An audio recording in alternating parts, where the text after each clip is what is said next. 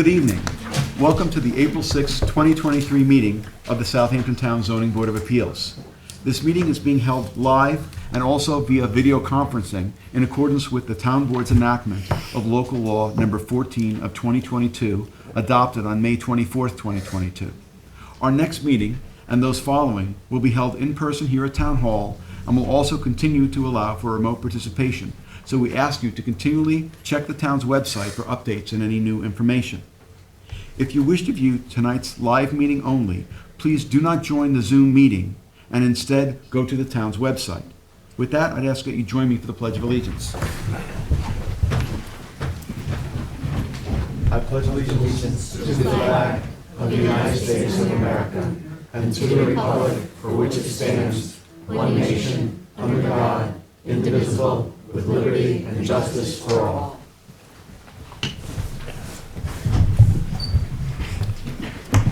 For those of you who are here with us tonight in person, in case of an emergency evacuation, please exit through the rear doors of this room to one of the staircases across the hall and continue downstairs and out through the main entrance. Please do not attempt to use the elevators during an emergency evacuation. In case of a medical emergency, the automated external defibrillator and first aid kit are both located in the hallway on this floor opposite the elevator. Restrooms are located across the hall. We will be starting this meeting with the public hearings. We have applicants and members of the public here with us live and also standing by via Zoom webinar, which is being moderated by CTV. CTV will mute the speakers on Zoom until it is their time to give testimony before the board. Please be patient. If you find that you are having difficulties accessing the hearings, please visit the town clerk's meeting portal and click on the instructions link. Please silence your cell phones and refrain from speaking to one another in the boardroom as it interferes with our recording equipment. Also, if you can make sure to turn off your cell phones if you can, that would help as well, or silence them. Tonight we have board members Helen Burgess, who will be participating remotely via Zoom, and board member Robert Macedonio, who is absent. A reminder that applicants, agents, and members of the public speaking, other than attorneys, will be sworn in, will state their address for the record, and will offer their testimony as it relates to the application before the board. Before handing in any submissions to the board tonight, please make sure that the documents identify the ZBA application name and tax map number. The application name should also be written on your certified receipts. Unless otherwise stated at the end of each hearing, all of these applications will remain open for written comments for all purposes until a date to be announced after the hearing. Those comments can be addressed to members of the board and sent via email, mail, and/or dropped off at Town Hall to the board secretary, Candace Cowell. Also, importantly, it was just discovered today that the written submission deadline for many of the applications heard on March 16th, 2023, was set for tomorrow, April 7th, which is a holiday and Town Hall is closed. As such, we're going to do a vote on this shortly, but the written submissions deadline for any application that was set for April 7th will be extended by this board to Monday, April 10th, 2023. With that, I'd ask for a motion to approve the minutes of our last meeting. Motion to approve. Second.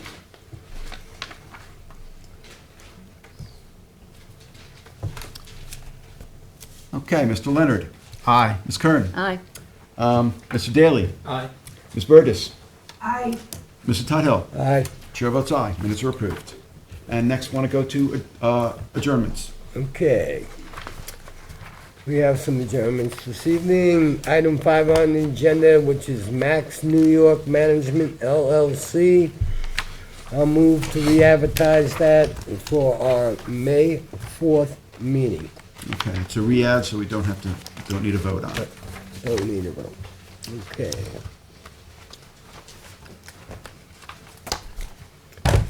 Item 9 on the agenda, which is 94 Dune Road Holding Corp. I'll move to adjourn that to our August 3rd meeting. Mr. Tuthill. Aye. Mr. Daly. Aye. Ms. Kern. Aye. Mr. Leonard. Aye. Ms. Burgess. Aye. Chair votes aye. Item 10 on the agenda, which is 911 Flanders Road LLC. I'll move to adjourn that to our June 15th meeting. Second.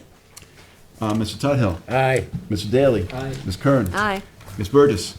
Aye. Mr. Leonard. Aye. Chair votes aye, and for those who are interested in this application, we're waiting on the completion of secret. That's the reason for the adjournment. Okay. On the decision calendar, the following decisions will be put off to our April 20th meeting. 103 Company LLC, Robert and Ann Marie Anzalone, and Production Holdings LLC, and Lee Skolnick. Second. All in favor? Aye. Any opposed? All right, and Matthew Frank and Dean W. Van Tassel will be put off to our May 4th meeting. Second. All in favor? Aye. Any opposed? Okay, Babinski Trust, I'll move to reopen to accept written submissions. Second. Mr. Tudhill. Aye. Ms. Kern. Aye. Mr. Daly. Aye. Mr. Leonard. Aye. Ms. Burgess. Aye. Chair votes aye. Reopen. Now move to close with a determination later this evening. Second. All in favor? Aye. Any opposed? Bodo and Helen Krugvanita. I'll move to reopen to accept written submissions. Second. Mr. Tudhill. Aye. Ms. Kern. Aye. Mr. Daly. Aye. Mr. Leonard. Aye. Ms. Burgess. Aye. Chair votes aye. Reopened.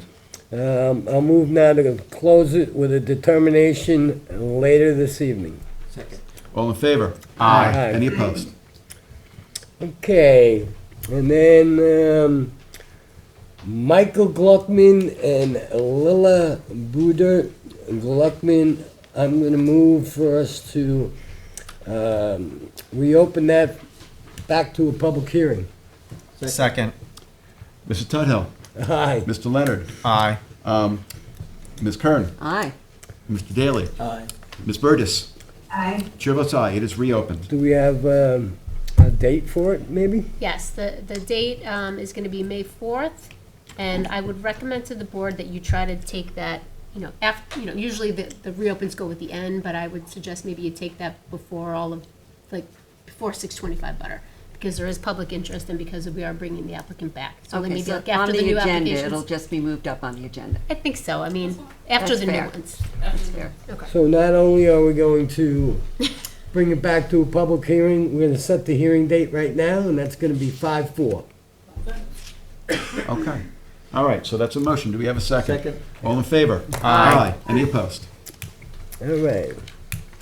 And we just want to do, I think, the motion on extending the deadline April 17th. Yes, I'm going to move that we extend the deadline for written submissions, anything that was for 4/7, which is tomorrow, to 4/10, which is my birthday, by the way. And the reason for this is because town hall is closed Tomorrow. tomorrow. Okay. Second. Okay. All right. All in favor? Aye. Aye. Any opposed? Okay. I think we cleaned that up, all right? So then we're So- back to the beginning of the agenda. Item 1 on the agenda We is... did have, and we also had a request to take number 11 out of order. Yes. We had a request to take 11 out of order. Out for of a order? Yes, for a doctor's appointment. Yep. All right, so we'll take it out of order. Yes. We'll- So Yep. we're gonna do that now? Yes. We are.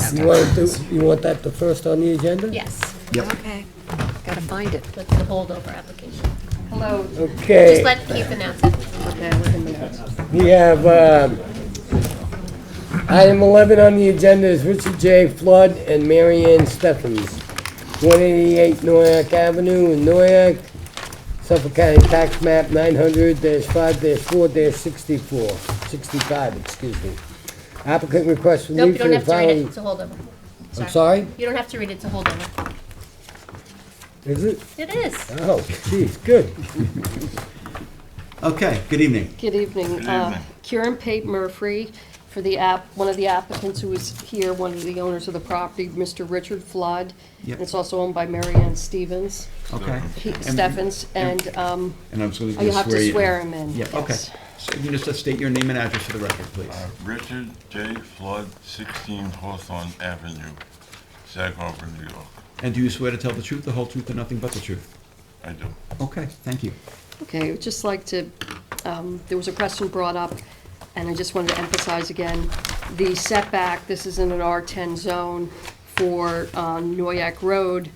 Why the house is 35 feet instead of being 30 is because the septic system, the new AI system, needed that room for it to be put in the front yard. And there was a handout done by Tim McCulley that I think you all should have received. I think at the last page, it talks about the Suffolk County requirements of having, water line and septic. And I believe we also submitted plans that show with it, that are in purple, about talking about that. So I wanted, that was the reason why it wasn't 30 feet, because it was health department requirements. Now, so when, that pushed everything back, so then, But that pushes the house up? it pushes the back, away from the road. Okay, but you're saying it talks about the height. No. No, I haven't gotten there, sorry. Oh, I thought I this know, is I get it, yeah, the septic, Got it. okay, and so. For the setback. Setback, so then there was a reduction in the rear yard from 30 feet to 24.5 feet, because again, the house had to be moved back. And that's a reduction of 20% in It the was back. 24.5, not 24.2. Correct, I have Right. that in my notes. Yes. 24.5. Right. Yes, okay. And also another thing that everything is gonna be electric on this property, so there's no, There's no the propane tank, there's no there's no tanks, oil, there's little noise, it's total reduction in noise. state-of-the-art And construction. the pool is, again, it should be 8 feet, but it's 7 feet. But, I mean, it is, it's all gonna be electric, so that. Why isn't it 8 feet? Is there a reason? Well, so in a perfect world, I would not ask for any variances, and I tried to do that. But if it were 8 feet, it gets a little close to the house. How close, do you know? Yeah, I could tell you. There's a proposed step, and he has the bigger plan. And the pool's only 10 feet wide now. So it's not really, it's more of a lap pool. And I apologize for my voice, but I've been through some serious surgery. Don't worry Oh, about please that. do not worry about that. So right now, it's only 6 feet from the house.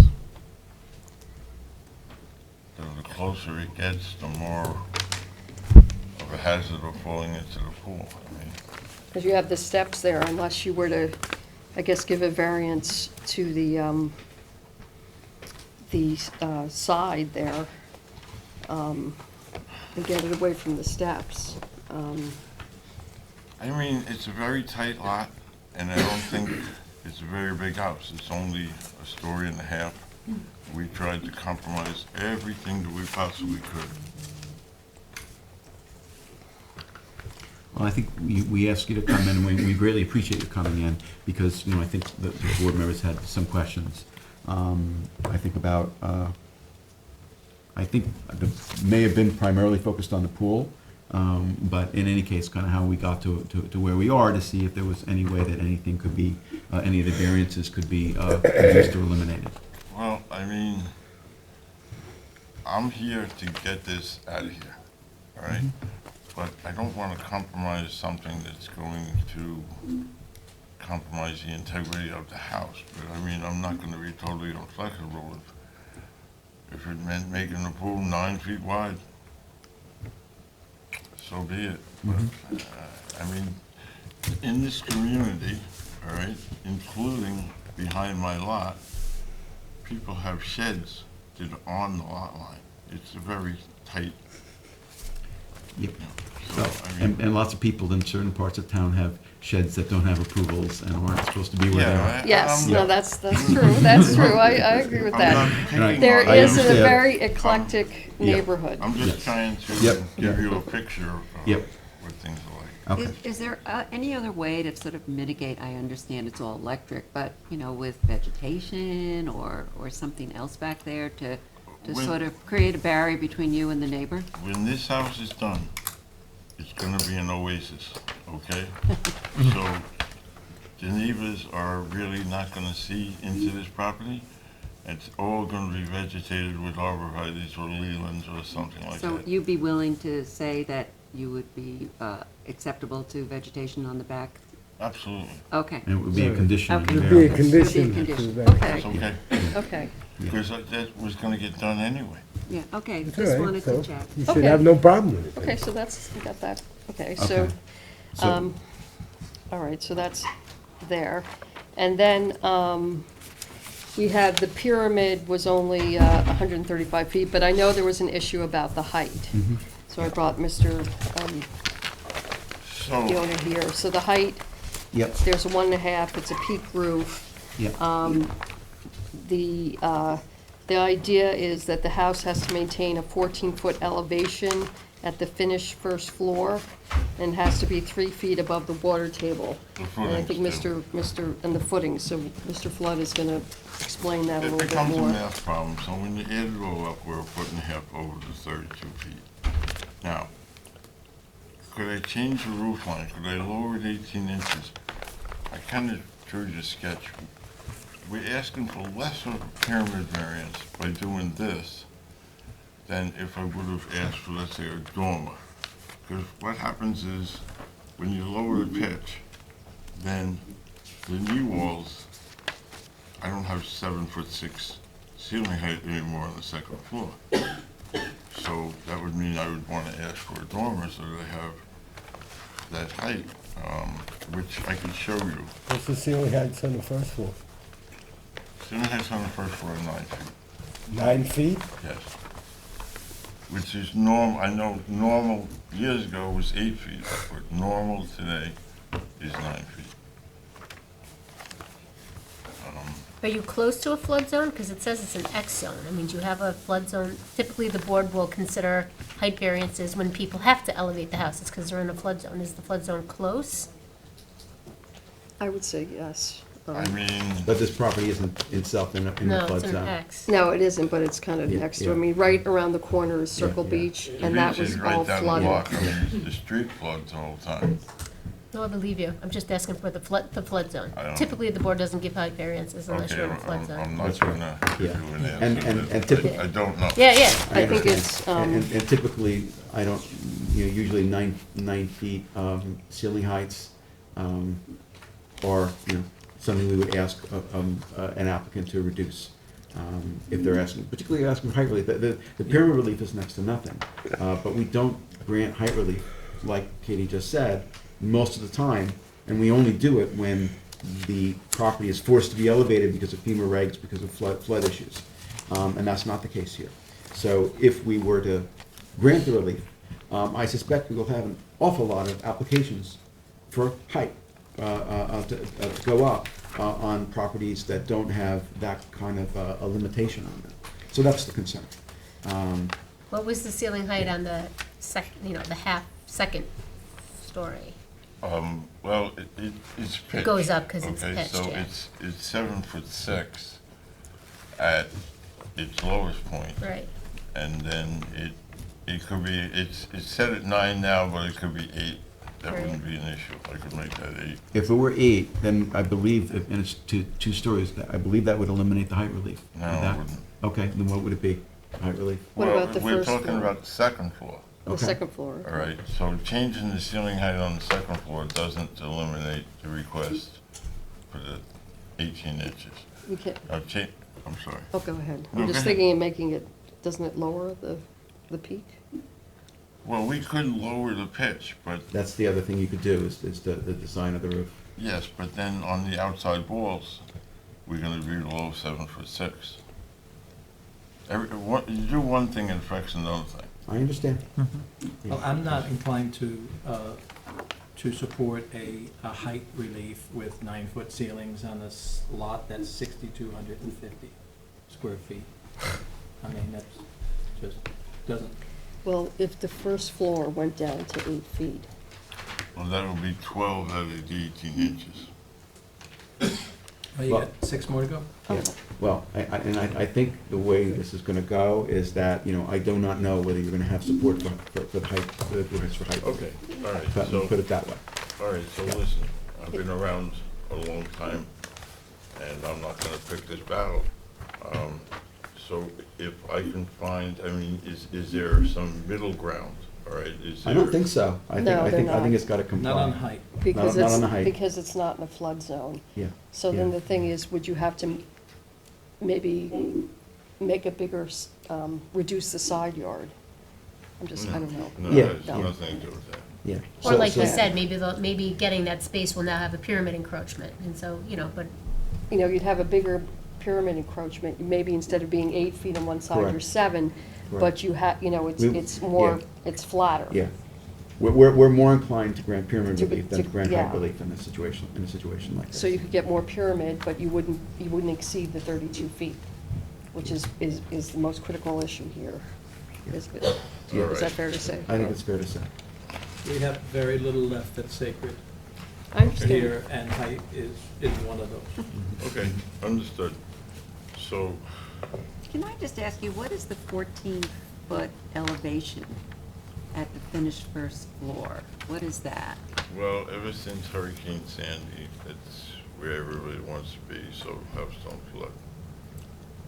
Okay, but you're not in a flood zone. I'm not, but Is there any play with that? I'm just raising that as a possibility. I mean, I don't want to jeopardize the quality of Okay. the house. Okay, I think you It's- heard it's- from it's- us what our concerns are, and Yeah. it's up to you to come back with Yeah. some alternative that we Okay, can so- consider. So you could go wider, as long as Well, you're below. There's a few things that I could do that I don't want to do, but if I have to, Consider them. I, Just, yeah, I mean, Yeah. I would brainstorm as to what possibilities are available to you, and then pick the one that's least onerous. Yeah.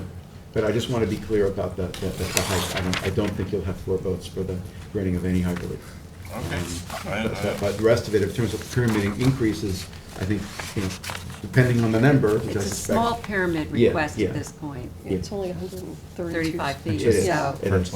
It's very, it's just, Well, let me ask you this. So, we've all looked at these plans, I assume, right? And we've all looked at the elevations.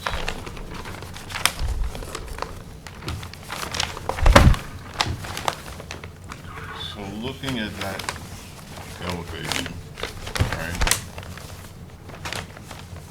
If I lose 18 inches here, right, does anybody have an objection to, oh, thank you. Because now I'm gonna wanna get that space back that I lost inside. Because when this goes down 18 inches, I lose my 7'6" height at these walls. So does anybody have? Unless you change the design of the roof.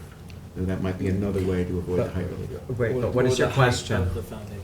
I'm sorry? But what is your question? You said, So would we have an objection to me dormering this out? not necessarily, that's. That's gonna a be a pyramid big- en- What we're saying is a pyramid encroachment would be something we would consider. A height variance is not something we would consider, so that could be a workable fix. Could be workable depending on the numbers. So, I mean, if, for example, if the pyramid relief that you're requesting goes up from what it is right now to, I don't know. 1,500 square yeah, feet. 1,500 cubic feet or something like That that. may be So a they're giving you the non-starter. pyramid. Yeah. Right. yeah. Okay, so that's an option. That actually is an option that I considered so many months ago, and I actually crossed it out because it was more of a pyramid variance, and I was actually trying, in my world, to not ask for anything, but it wasn't possible. And sometimes eliminating the pyramid relief is better for the neighbors, but it's harder for the board to justify the height. All right, and I'm gonna ask you one more question. I could change the design of the roof and still not have to ask for a dormer, all right? And I'd like to try and avoid coming back here. Not that I don't love you guys. Well, I don't know that you have to come back. Well, I but can your- come your- back. your- Okay, your- but your it's attorney been, can no, come I back. don't mean it physically, Oh. I mean time-wise, all right? Because it's been a couple of years already, it's just a tough piece. I think we're gonna have to see what you're proposing. I don't know. But yeah, that- they have to see it, Yeah, so they, yeah. no. I don't I mean, see it that. sounds though that you have some wiggle room, that you might be able to fall within the pyramid and not need pyramid relief, and not need to ask for, well, we're not gonna give you height relief, but there is a world in which that could occur, it seems.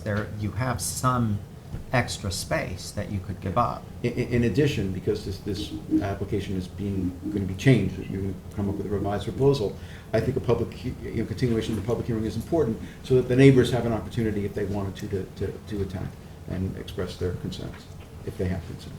The faster you can revise the plans, the faster you can get on the agenda. Yep. So what do you think? You have no idea what it's like out there right now. No, I know, no. Hey Todd, how quick can you see get it. these plans to me? I know. 6 months, right? I know. It's So, crazy. well, do you have an idea? We could ask. Well, let's wait and hear from the neighbors. Well, Oh, okay, All right. right, so They're let from me neighbors. ask one more question, all right? So, I'm gonna assume that you can understand what I'm gonna say, but if not, I could draw it, all right? So if we took this roof here and dropped it 18 inches, I'm not changing the pitch, let's just say I don't change the pitch. We're not going to design your project for you, your We'll revised have- project No, for you, okay? Okay. This is a conversation you have to have with the professional that you're dealing with, okay? I'm not going to get into the They minutia of said- this they in said that kind of a way. what we can do. I was just wondering if Yeah. I could explain to you what I've just come I up understand, with. but we need to have it. We need to have it to be able to Okay. give you Yeah, an because answer. it's hard to explain. That's fine. Okay. We know, we can't go over 32 feet, and we can expand the pyramid, so I Yeah. think we're in good shape. I yeah. think they're willing to If you address drop that. it 18 inches and it's within the pyramid, you don't even need to come back to us. Well, Well, not for that. I can No, do we have the that. pool. Yeah. I can There's do other that, issues. Yeah. but what Yeah. I'm saying is that the look of the roof from the street is gonna be different now, so I don't know, I have to. But we're talking about hypotheticals, Yeah, and we just right. can't give you a definitive can't- answer without being yeah. All able right, to so we're see. gonna have to come back. Yes, And Yeah, we'll you're gonna consider have to at come that back. point okay. Understood. whether it fits within the Whose is character of the this? community, et This is cetera, et Susan? cetera. no, we still have to Yeah. get public. But we have the to get other public stuff. comments. We do, okay. Any other questions? But we're, Any other questions, members of the board? Katie, Anthony? Nope. Okay. Is there anyone who's in the boardroom this evening who would like to be heard in connection with the application of Flood and Steffens? This is for property located at 188 Noyak Avenue in Sag Harbor. Okay. No. I just have to swear you in unless you previously testified. You can just state your name and He address. did previously. I testify. did. You did, okay, Last then time. just state your name now. Ed Padine, Okay. 182 Noyak Avenue. Okay. I'm speaking on behalf, I was here before, speaking Okay. on behalf of Dorothy Forgash. It was having to do with the pool, the setback, the 7 foot, 8 foot. Mhm. She did send a letter in, she just wants to make sure that the letter was received. Mhm. And the only question that I had the last meeting was a privacy screening. I spoke to Mr. Flood about that, you addressed it. Just want to make sure that that's addressed and. It will be a it will be. condition. And that's It will it, be. that's all I Yeah. have. Okay. Good evening, Very Very thank good. you. Okay, thank you. Is there anyone else who would like to be heard? Okay.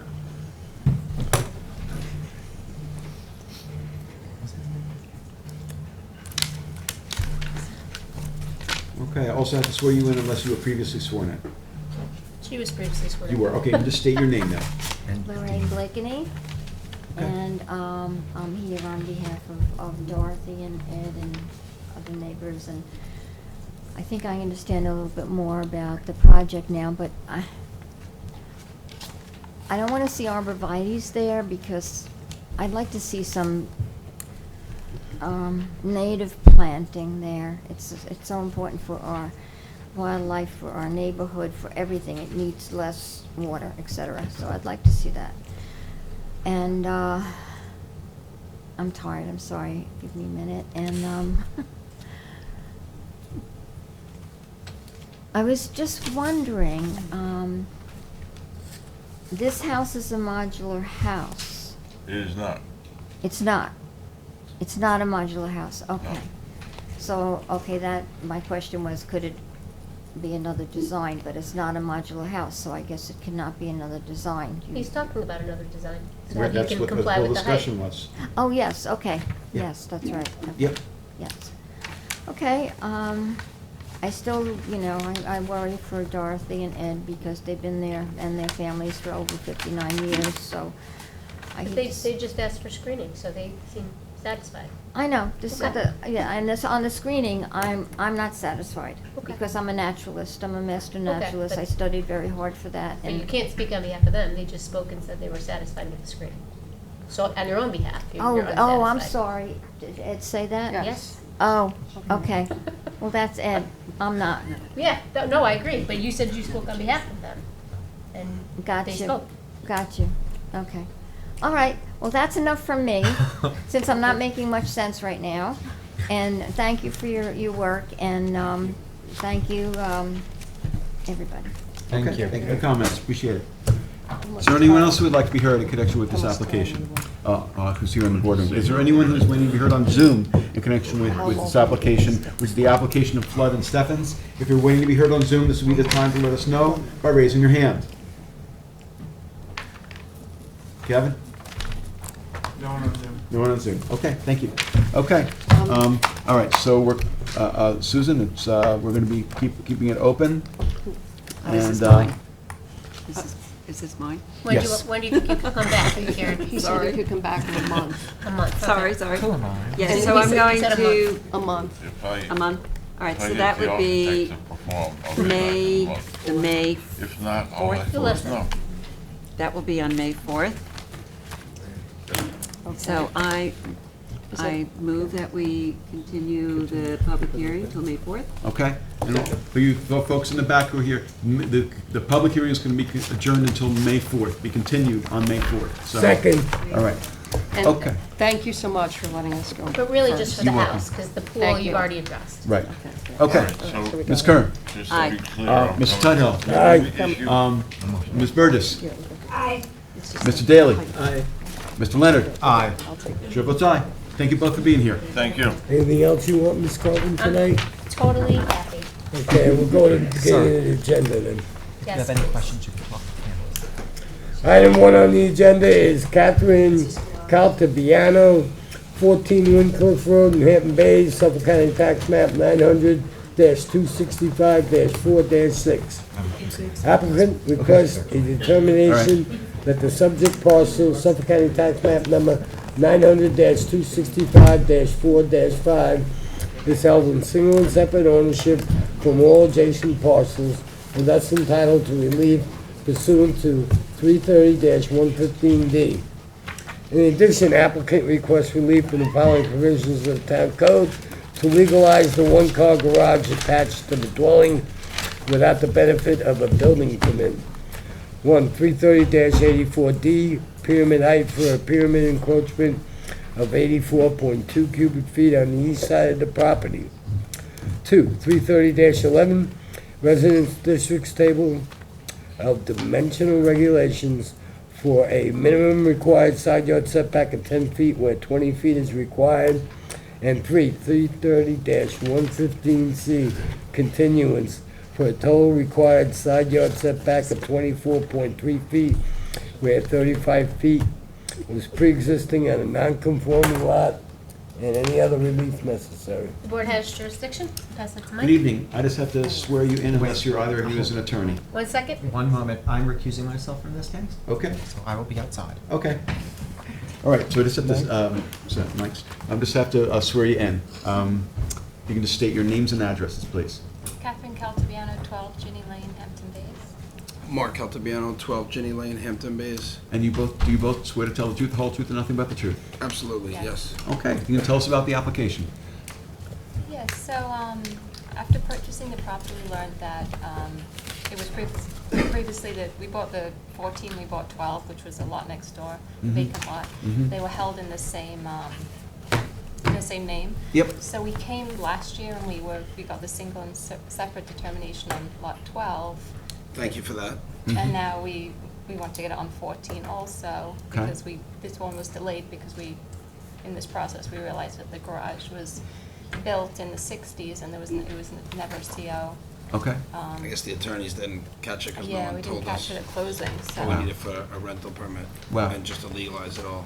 okay. Yeah. Okay, all right. So I know we had a single and separate search done that we have as part of the application. I went through it. Katie, I'm sure you went through it as I well. did. Yep. Single and separate applications are a little different than the regular applications that we mostly hear, which are variance applications, in that rather than it being a variance request, it is case law that determines how we handle these kinds of applications. And the case law basically says that as long as there wasn't an intention currently or in the past to merge the two lots into one, that even if there's a period of time of common ownership, there isn't necessarily a legal merger that took place. So that means that we go through the deed history, which is in the single and separate search, and we also look at what's on both lots and whether there was ever an intent indicated anywhere to merge the two lots. So anyway, so do the deeds to the two properties have different tax map numbers and different addresses? Yep. Yeah. Okay, all right. Was either of the lots, did either lots have a mortgage on it, do you know, in the past? I don't know, I don't We went believe through so. the history, yeah.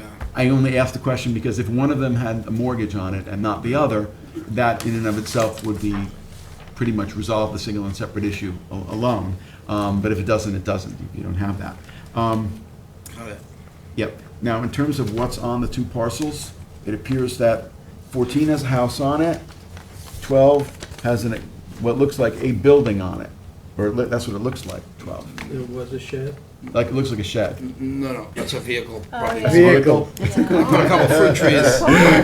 Guilty, like two fruit trees, vehicles. Okay. persimmons, apple and pear. All right, it kind of looks like a building if you look at it, yeah, okay. All right, so basically 12 is vacant land. It's just an empty lot, yeah. Yeah. And that's the one that we did the single and separate determination on. On And already.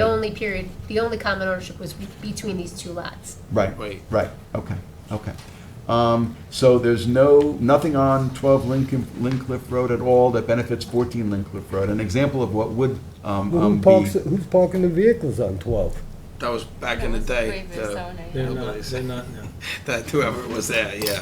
That we don't park Those any don't cars. count, huh? We cleaned up Okay. the scraps. Well, an Anyway, I bring it example. forward, that's it. Right. No, an example of an accessory, structure or building, for example, if it had a pool on it, or if it had a shed or Get it, or yeah, a yeah. barn that was benefiting 14 Yeah. Lincliff, then an argument can be made that that was an intent to merge. But Yeah. does not appear to be the case. So basically, 12 is just vacant land. Right, Yeah, 100%. yeah, okay. And we already did the single and separate determination on 12 anyway. Yeah. Okay. Just a garage that we didn't realize that was attached to the home back in the 60s, and that's the only really thing. Yeah, okay. But, The Hillbillies built that too? That's what we heard. Okay. It was before my time. I was born in 71, so Yeah. I think it was before me. Okay, and you're not aware of anything else that was in existence between the two lots intended to merge the one and the other? No, Yeah. not at all. Okay. Yeah. Okay, all right, well, I think we have the information we need. Are there any questions of members of the board? Katie? No, Anthony. you just want to just quick go through the garage stuff. Oh, sure, Because okay. those were Marge's comments. She Right. basically just said, they have a CO, but the garage wasn't covered on it. Okay. He said it was built in the 60s. Okay. Yes, so we have, besides the application for the single and separate status, we also had the relief that you requested, pyramid relief, and looks like, let me see, minimum side yard setback and total side yard setback. Okay, so you can just tell me a little bit about that relief that's being requested. Yeah, basically it's like already existing, so we didn't really want Okay. to tear it down. So, yeah, we just wanted to update the CO, and that just is preventing us from Yeah, doing yeah. so we needed to, I actually put the building permit in. Okay, So okay. it's not gonna hold it up. Yeah. We're just waiting for the determination. Okay, well, I do want to mention one other thing, which is, I'm presuming that you had an attorney who represented you when you bought these two parcels? Mhm. Okay, so one was improved and one was vacant. A lot of attorneys may not necessarily know about, zoning issues, but, if you have a vacant lot that's undersized and you're selling it with an improved lot, that is also undersized, that's when these issues could come up. So, my guess is you didn't discover this in advance of the closing, because if you had, probably you would have dealt with it much sooner, But it is a real estate attorney that we used. I understand. I But can't real estate speak on attorneys it, aren't necessarily understanding zoning I issues. thought they would have known. When did you guys buy the property? About a year ago. Yeah, 2022. Yeah, about 1 year, March, just over a year that we closed on it. Yeah, yeah, Yeah. okay. Well, We I just mean, weren't aware that wasn't, yeah. and things get missed, and I understand that, but, just for what Right. it's worth, I mean, that's also, Thank you. something that maybe should have, could have been brought to your attention sooner. I would've thought After so as after you well. spent a bunch of Adam, money. you do have that deed though? Um, Because that's the thing, like, Okay. it's possible we don't have the deed because maybe there's a delay with the Suffolk County, the Suffolk County we have a Court. deed. Okay, because I just didn't, I also didn't see it in the title search either, so, Well, maybe because, let's see, when the single and separate search was done. I know, Yep, so 2020, March 23rd, 2022 is the date of the deed. yeah, that's And the why. single and separate, yeah, it's probably Okay. why. Yeah, yep. Do we want to have the search updated? Yeah, I would, like, Okay. just call the title company and ask them to just update it to list you guys, because it doesn't even list you guys as the owners. Yeah, so the date of the single and separate search was January 28th, 2022. The deed is dated March 23rd, 2022. So the single and separate search was brought up before you bought the property. Yeah. And it indicated that there was an issue. But I guess for whatever reason, it just wasn't, Interesting, wow, yeah, so they knew. right. Yeah, yeah, Nobody And mentioned to keep the anything. property separate? yeah.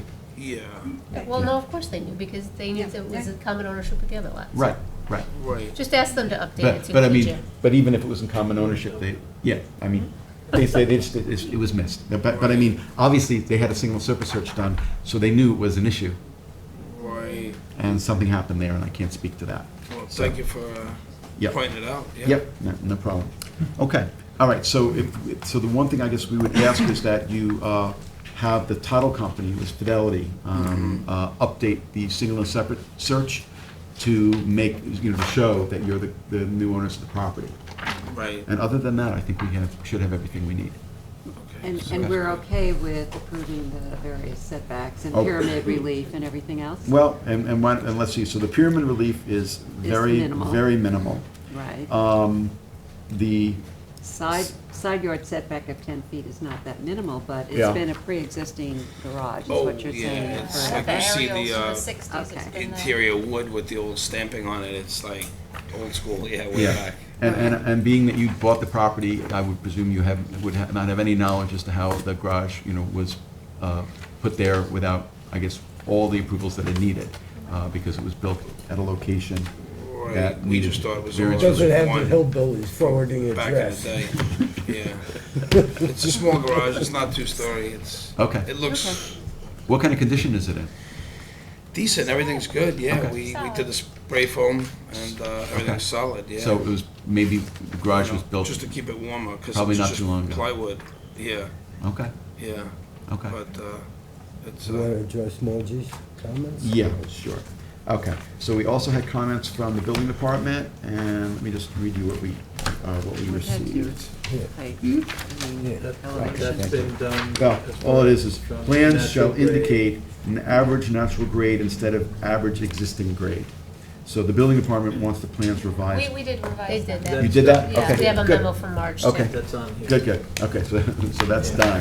So basically just the updated title search, I think, so that is a single and separate search. And I do we think bring that back to you folks? you can give it Send to Candace? So then Forward you it get forward to Candace? logged in. And, yep, it'll be a Good, written good. sub, so you're not gonna have to come back in person. Seems pretty I don't- doable. Thanks, thank you. Yeah. Yeah, okay. So, All right, any other questions or members of the board? Is there anyone from the public who is here this evening who would like to be heard in connection with this application, which is Caltabiano for property located at 14 Cliff Road in Hampton Bays? Is there anyone who would like to be heard in connection with this property who's on Zoom? Again, 14 Cliff Road in Hampton Bays. If you're waiting to be heard on Zoom, this would be the time to let us know by raising your hand. No one on Zoom, okay. Mike, it's yours. So I was at the property and it's clearly being used like your house and a separate lot. So you've done a good job at that. You've got Thank an you. orchard growing. cetera, et cetera. Yeah, we put a Um, few fruit trees. I'm Yeah. hoping they take root, and I'm looking forward to some fruits. So you're doing the right thing. Don't want to build a home right now, or if ever, Please who get knows? that title Yeah, by all submitted means. to us, and We'll- if you have it submitted by April 21st, we're going to close this public hearing, Thank you. leaving it till April 21st, and if you have that, we'll have a decision for you on May 4th. Great. They should do that hopefully rather Second. quickly. Second. Second. And if Yeah. it turns out you need Or extra did we time, ask just, about comments from the audience? I don't know. I did. Oh, did we? I did. Yeah. Um, And So I the just Zoom. If you need additional time, just let Candace know. But as of now, we're putting it down for our written submissions by April 21st decision. Thank you for your help. We appreciate it. May 4th. Okay, Mr. Daly. Aye. Ms. Curran. Aye. Ms. Burgess. Aye. Mr. Tudhill. Aye. Chair votes aye, and Mr. Leonard had recused himself, so he abstains. Thank you so much. Have a good rest of your night. Thanks, folks. Enjoy. Have a good holiday. Thanks. You too. Thank you. Item 2 on the agenda is Barbara A. Rosenthal, 15 Nets Place, in Flanders, Suffolk County Tax Map 900-147-1-16.1. Applicant requests relief from the following provisions of the town code to reconstruct the existing dwelling on the west side of the property that has 2 one-family dwellings on a non-conforming lot. 1, Town Code 330-116, extension of a non-conforming use in conformance with the provisions of 330-167B. Specific types of variances to allow the new house to have an increase in floor area to 1,000 square feet, 864 square feet existing, and plus the proposed 164 square feet for a proposed 2-story addition.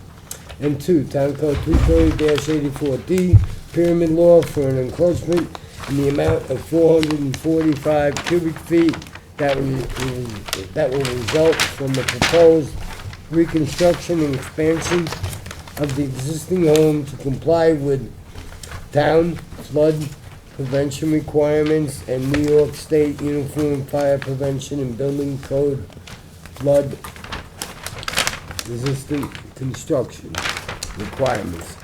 In addition, applicant requests relief from Town Code 330-83A, 4 yards to allow a proposed deck on pilings on the west side of the dwelling that will be higher than 1 foot above ground level to be located in the required front yard along Nets Place, and any other relief necessary. Board has jurisdiction. Good evening. Good evening. The applicant, David Gilmartin Jr., Greenberg Trog, 2317 Bridgehampton, Montauk Highway, Bridgehampton. I have the applicant, Barbara Rosenthal, with me tonight. I'd like you to swear her in, because I think she may make some comments on at least the time it took us to get here.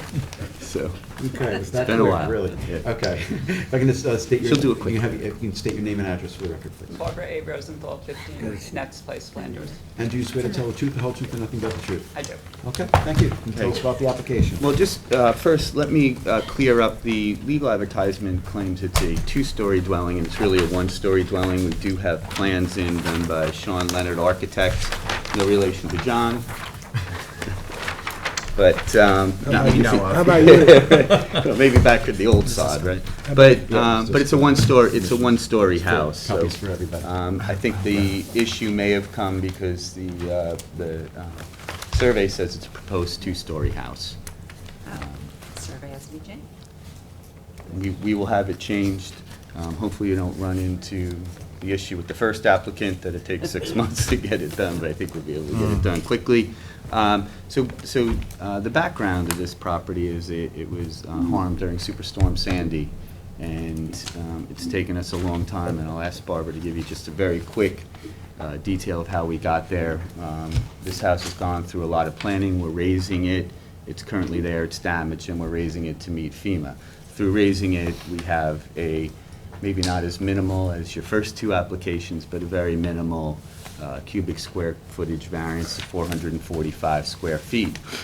If you look at the survey, we're also asking for a minor expansion of the house, which is basically filling in that corner of the house, which takes it from 836 square feet to 1,000 square feet, which is very modest. I've given you aerials of the area, but a very modest house on this lot.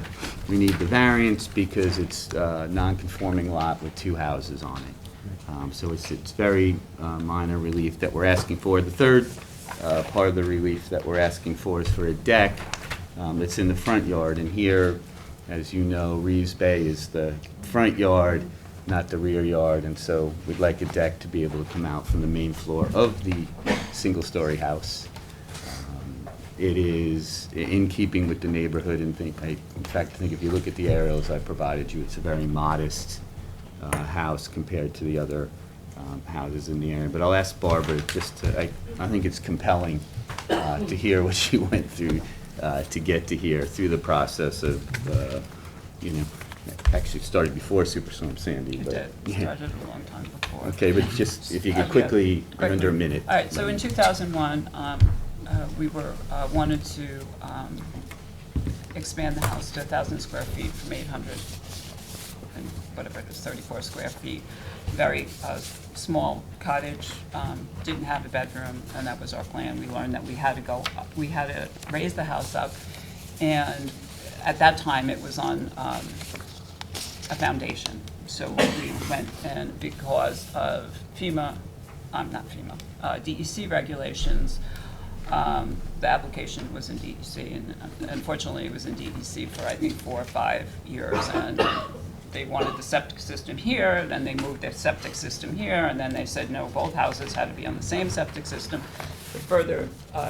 The farthest part away from the wetlands, which we did, and now it's an IA septic system that will be for both It's houses. installed, the IA It's- system's it is- installed it is already installed. for the other Installed. house that got updated. We got the permits from the DEC 2 weeks before Superstorm Sandy. Both houses, both small cottages had close to 2 feet of water in them. We could no longer live in the other cottage in the property because that was more damaged. I think it just had more walls, or the other cottage that we're requesting the permit for had like cedar walls, and it seemed to stand up better. So the original plan was for a proposed 2-story. My daughter was 14 at the time. We thought we needed more bedrooms. My husband was alive, he's no longer alive. So I asked the architect to make it 1-story. You know, from probably Sandy to now, it's been, you know, changing the, getting the permits for the new septic system, et cetera. And all I want to do is just rebuild what's there, and kind of just square it off. And it's not, you know, it's the same footprint pretty much, except for that 164 square feet. So it's been 10 years plus, this project. Almost 20. Yeah. Mostly DEC. Yeah. Not too zoning much, board, not right? too Not much. What? zoning board, not 20 years. Well, No, we'll see, no. we'll see, you're on probation. Awesome. And you've already went to the conservation board, right? So Yes, we have the, Yeah. I believe we Yeah. submitted that You approval. did, Yeah. you did, we have that. And we have, I just submitted 5 letters from neighbors who all agree, so I believe it's in keeping with the character of the neighborhood. It's a minimal expansion, so it's not substantial at all. We've installed the IA system already as part of the redo of the other house, and I would argue it's not a self-created hardship. It was a major storm-created hardship here. The expansion may be self-created, but it's so minimal. Yeah. that- Do we have the percentage on that expansion? Yeah, that's what I was gonna ask for, calculations for the existing Calculations. and expansion. Correct. I believe it's on the survey. Okay. I don't know that, you know, they've given percentages. What I would say is, you know, they talk about lot coverage, but they include things that aren't within your definition of lot coverage. And we So- would want to make sure it's right. Right, what I would propose is I have to get the survey changed anyway. Yeah. So I'll have them put those percentages. They're not gonna have it, you gotta get it from Sean. Like, they has to do the, you know, pre-existing square footage of both houses and then add them, and then Yeah. Between Sean and the surveyor, we can get it. That's fine. And you understand why we're asking for this? we Yeah, have to keep because track in the of it. future, It somebody- maxes out at 50%, so basically if it's hypothetically, I don't know, 20%, then you have another 30% left that you could use, and then that's it, as long as you have these two houses on a single lot. That's what creates the nonconformity, and the only way to eliminate that restriction is to make the lot conforming, which would mean giving up one of the structures, which I don't think you want to do. But instead, this will keep, this way, if in the future you needed to expand, request another expansion, you know what you have left. At that point, you'll know what you have left in terms of how much by percentage you can do a further expansion. And I think that was the only question I had. I just wanted to add that the deck was a lot larger before the storm. Right. Also, it's, it's just what, what the Conservation Board requires now, which is 10 feet, which is fine. Okay. And then we did have some comments from the building department, so I just want to... We updated the survey. If Okay. you look, I don't know if you received them, but what Art was looking for was the deck, setback, so I think Okay. we're good You there. put that on? Yep. Okay. That was a joke. That's the 9.1? Just wanna That's the make- house. Yeah. Just wanna- Oh, so the you- deck is, where's it say what the deck is? The deck has, the deck has the wrong number because it's set back from the house, so that number's wrong. I'll get that updated. Okay. Should be 9 point something. Okay, because Yeah. Because it can't be closer. Yeah. So No, as I long know. as, whatever Art, requests, if there's anything else. Yeah, that he needs. and we have to get you Yeah. a new one anyway, but that's what Art had been asking Yeah, for. okay, as long as you're familiar with his comments. Yes. That's fine. Any other questions, members of the board? Anthony, Katie? Okay. Is there anyone who's here in the boardroom who would like to be heard in connection with this application, which is the application of Rosenthal for property located at 15 Nets Place in Flanders? Okay, come on up.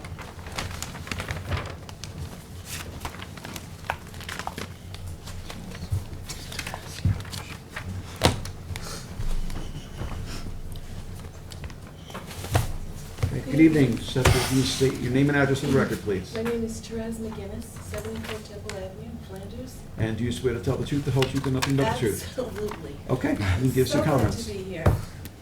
Barbara is one of the most beloved people in Flanders. She is the best neighbor, and she is a nurse extraordinaire. She has helped so many people. So I'm hoping. She's a bear. So I am don't know her. hoping- I don't know her. So she has been on call, she's on call 24/7 for anybody in the community that needs help, including me on numerous occasions. So everyone on Nets Place and Bay Avenue is looking forward to Barbara finally celebrating the completion of her home. Thank you. Okay, thank you for your comments. Is there anyone else who's in the audience who would like to be heard in connection with the we end on application of that? Rosenthal? You Okay. could throw the box at her if you'd like. Yeah. Is there anyone who's waiting to be heard on Zoom in connection with the application of Rosenthal for 15 Nets Place in Flanders? If you're waiting to be heard on Zoom, this would be the time to let us know by raising your hand. No one on Zoom. Okay. Keith, it is yours. Okay, motion to close. Written submissions by 4/21, determination 5/4. Second. Mr. Tudhill. Aye. Mr. Daly. Aye. Mr. Leonard. Aye. Ms. Burgess. Aye. Ms. Kern. Aye. Chair votes aye. Thank you both for being here. Thank you very Thank much. you very much. Yep. Thank you, everybody. You're welcome.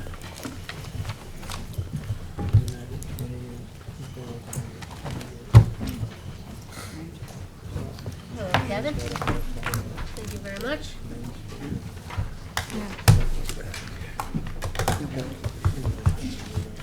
Item 3 on the agenda is Gerard and Ellen Perino, 28 Bonita Road, in East Quogue, Suffolk County Tax Map 900-362-4-28. Applicant requests relief from Town Code 330-84D pyramid height for a total encroachment in the amount of 4,032 cubic feet.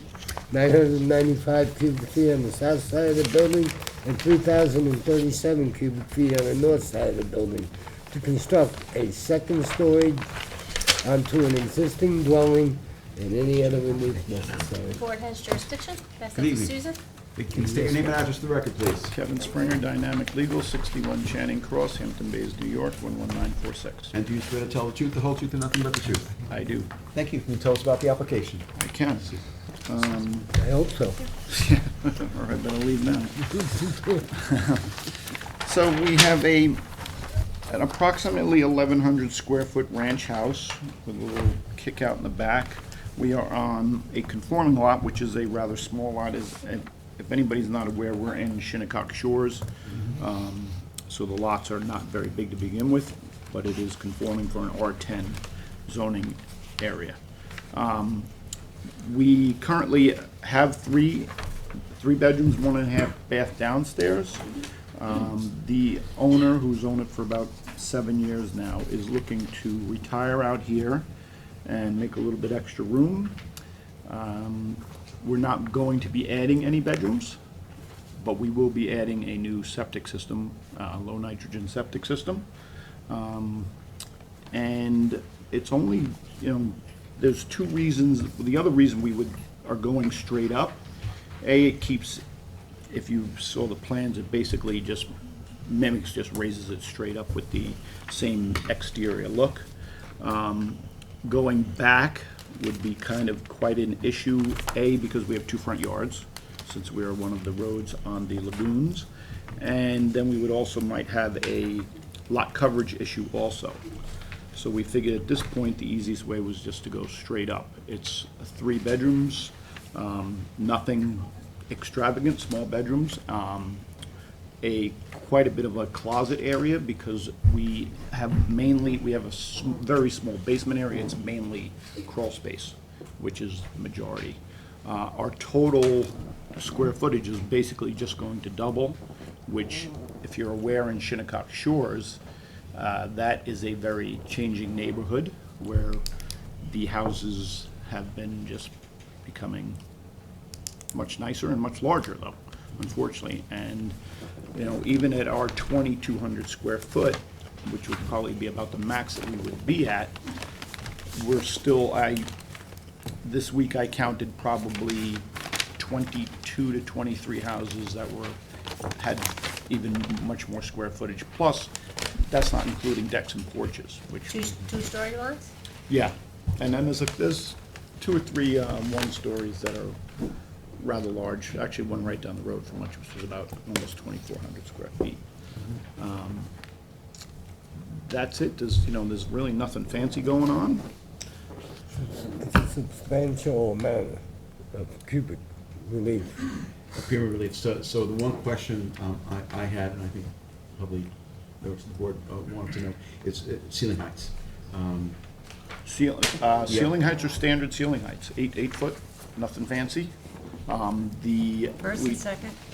Yeah, well, the first floor kitchen living area was raised at one point back in, I believe, 2016, 2017 through a permit. But the second floor is going to be the standard ceiling heights. But what's the first? It varies because one part of it is open. So what that's is an the area area? where if you look Well, on. what is it? I mean, maybe it has to be reduced. I don't have Is the it 12 exact feet? height of that. I do have the old plans, but I do not have them with me. So if you look, Well, we would this want that kitchen, information. okay, we can do that. Yeah. Yeah, I mean, if it was substantial enough, they had to get a building permit to raise it, it could be very high. Raise kitchen ceiling to rafters, install 2 skylights. Yes, well, that's going to be removed now, though. Oh, it is? Yes. Okay. Yes, that's all coming out and, Yeah. I So the mean- first floor will be probably 9 foot, but the second floor will be 8 foot. We need to know definitely. Oh, that's fine. And if it's 9 foot, I think we would probably want you to see what could be done about reducing that height. you know, if it's in the range of about 2,500 cubic feet, generally, I think that's, you know, kind of where, Well- we generally, what we accept. If it's more than that, we're gonna ask questions. No, which is fine, and Yeah. then, you know, after looking at it, I do notice that we can probably do a little bit more of a dormer type issue to cut down some of this, Okay, which I don't think is a major ordeal. okay. I mean, it's not really gonna cut down, I mean, we're still gonna have the same square footage anyway, so it's not like we're going to, it's just gonna, you know, it's just, it's a, what's that? It's the whole second floor. Yeah. It doesn't Yeah. exist now. Yeah. it is. I We actually didn't went to have- the I don't have the property. elevations. Zip. Okay. I didn't Yeah, have- Adam, I went to the property, Okay, very small lot. Yes. right. I think the pyramid relief is way too much for that lot. And there's no requirements, not in a flood zone, so there's nothing that No, jacks I'm it up aware. for that. Yeah. And, you know, I know that you said that there were a number of, but it's a huge, Shinnecock Shores is a huge area, and many of the homes, many, are still one story, and not large. I mean, I know you were making reference to some additional, they may have had larger lots too. I mean, The majority of them are the same size, except I guess I think when you go down to like Shinnecock at the end. well, if you go or to those- Shinnecock, yeah, and they're right on the water, and they're Yes. very tall, and they have to be elevated Right, those because are- they're right on the water. They've all got their own pilings. So, I mean, it's a beautiful area, it's absolutely beautiful. It is. But I think that over 4,000 for a small lot like that is too much pyramid. I would not be in favor of that size of pyramid. Understood, but listen, this was the, you know, first offering, so. Yep. Of Okay, course, yeah. of course. No, we get Come it. back with the second offering, Kay. What's the most recent survey date? I just want to make sure I have it. I believe it's April, almost a year old. I have April April 20. 22nd. Yeah, took 22. But it's going to be a proposed two-story, right? Yeah, this is the, oh, he didn't mark it on this one. No. Yeah, then it's no good. Okay. All right, yeah. We need Glad I to- can But have you're done gonna this be week, that's not. working on it anyway. so, Yes. Yeah. What is planned in the areas of largest encroachment? Bedrooms, if you look on, yeah, it's all bedrooms, except for the middle of it is a closet area. So each end of the house, But you're Yeah. not increasing the number of bedrooms? is that what you No. said? No, it's just No, redoing you're the just downstairs. putting doing the them dining, upstairs. yeah, dining room downstairs and like a little den, if you look on page 1, which in this front right-hand corner is a den / media room, and then it's a very small kitchen, and then this is just open living space, so. So I think, you know, ceiling heights. Yep. And possibly roof design are I think the two ways of getting that number down. And, you know, if you can do that and still end up having the Right, space same that you split. need, then hopefully that will work. But I think we would want it, you know, reduce significantly the amount of pyramid relief. Yeah, I mean, that's, Yeah. I think there's ways around it, but, Yeah. you know, just once we started it in motion and put it in, the idea was just, we'll figure it out at the, because, you know, time is a little bit. So we're going to do that, and we're going to redo the survey, Katie, Yeah, Yep. right? Yep. right. Yeah. What we talked about, when you're gonna come back, I wanna Yep. see if there's anyone here, but also any other questions or comments.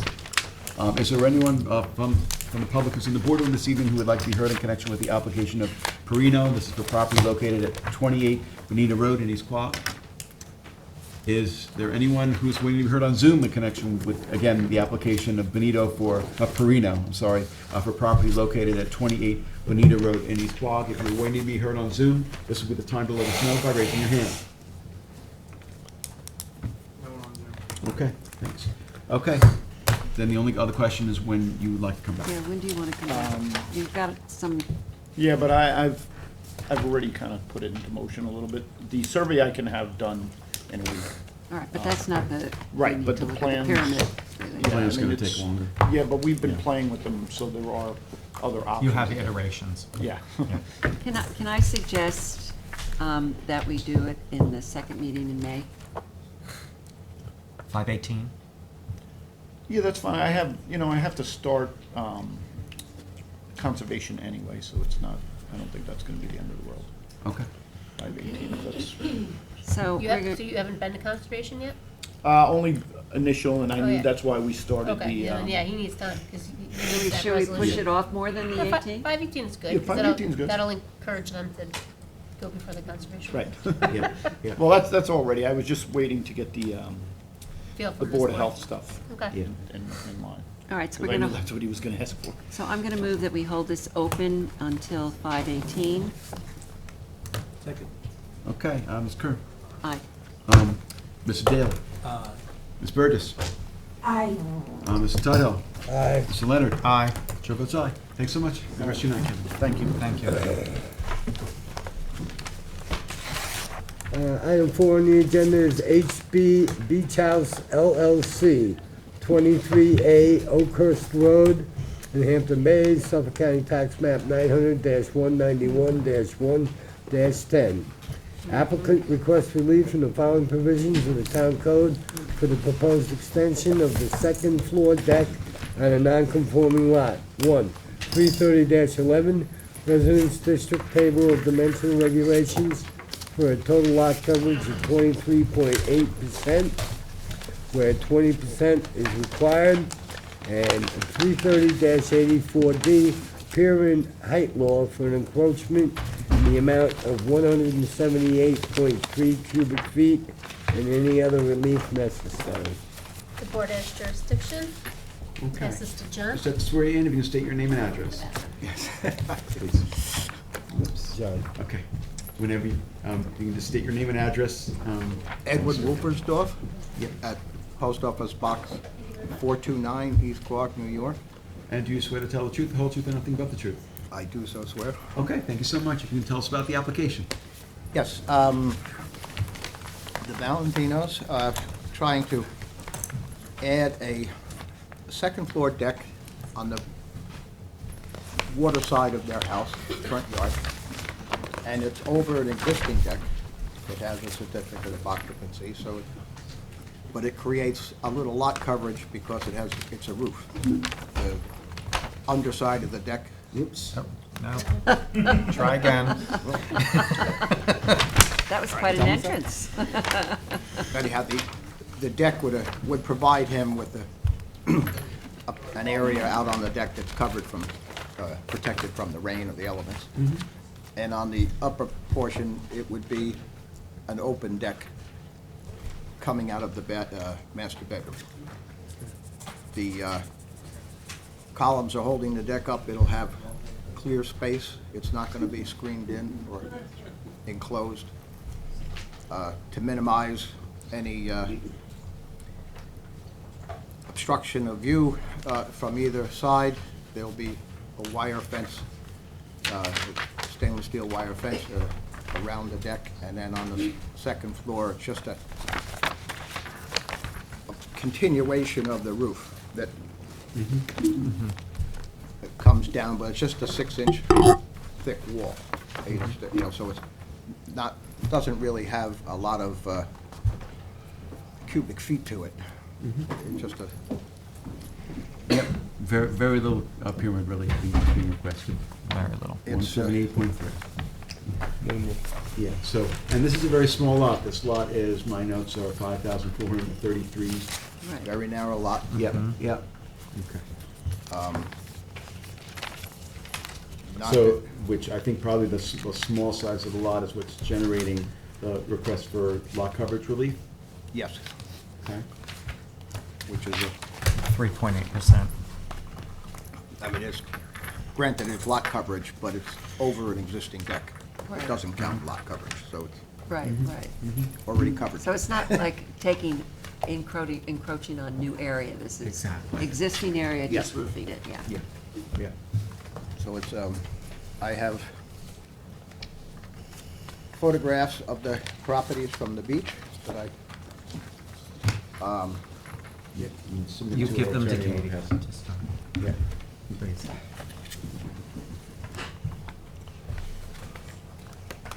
Thank you.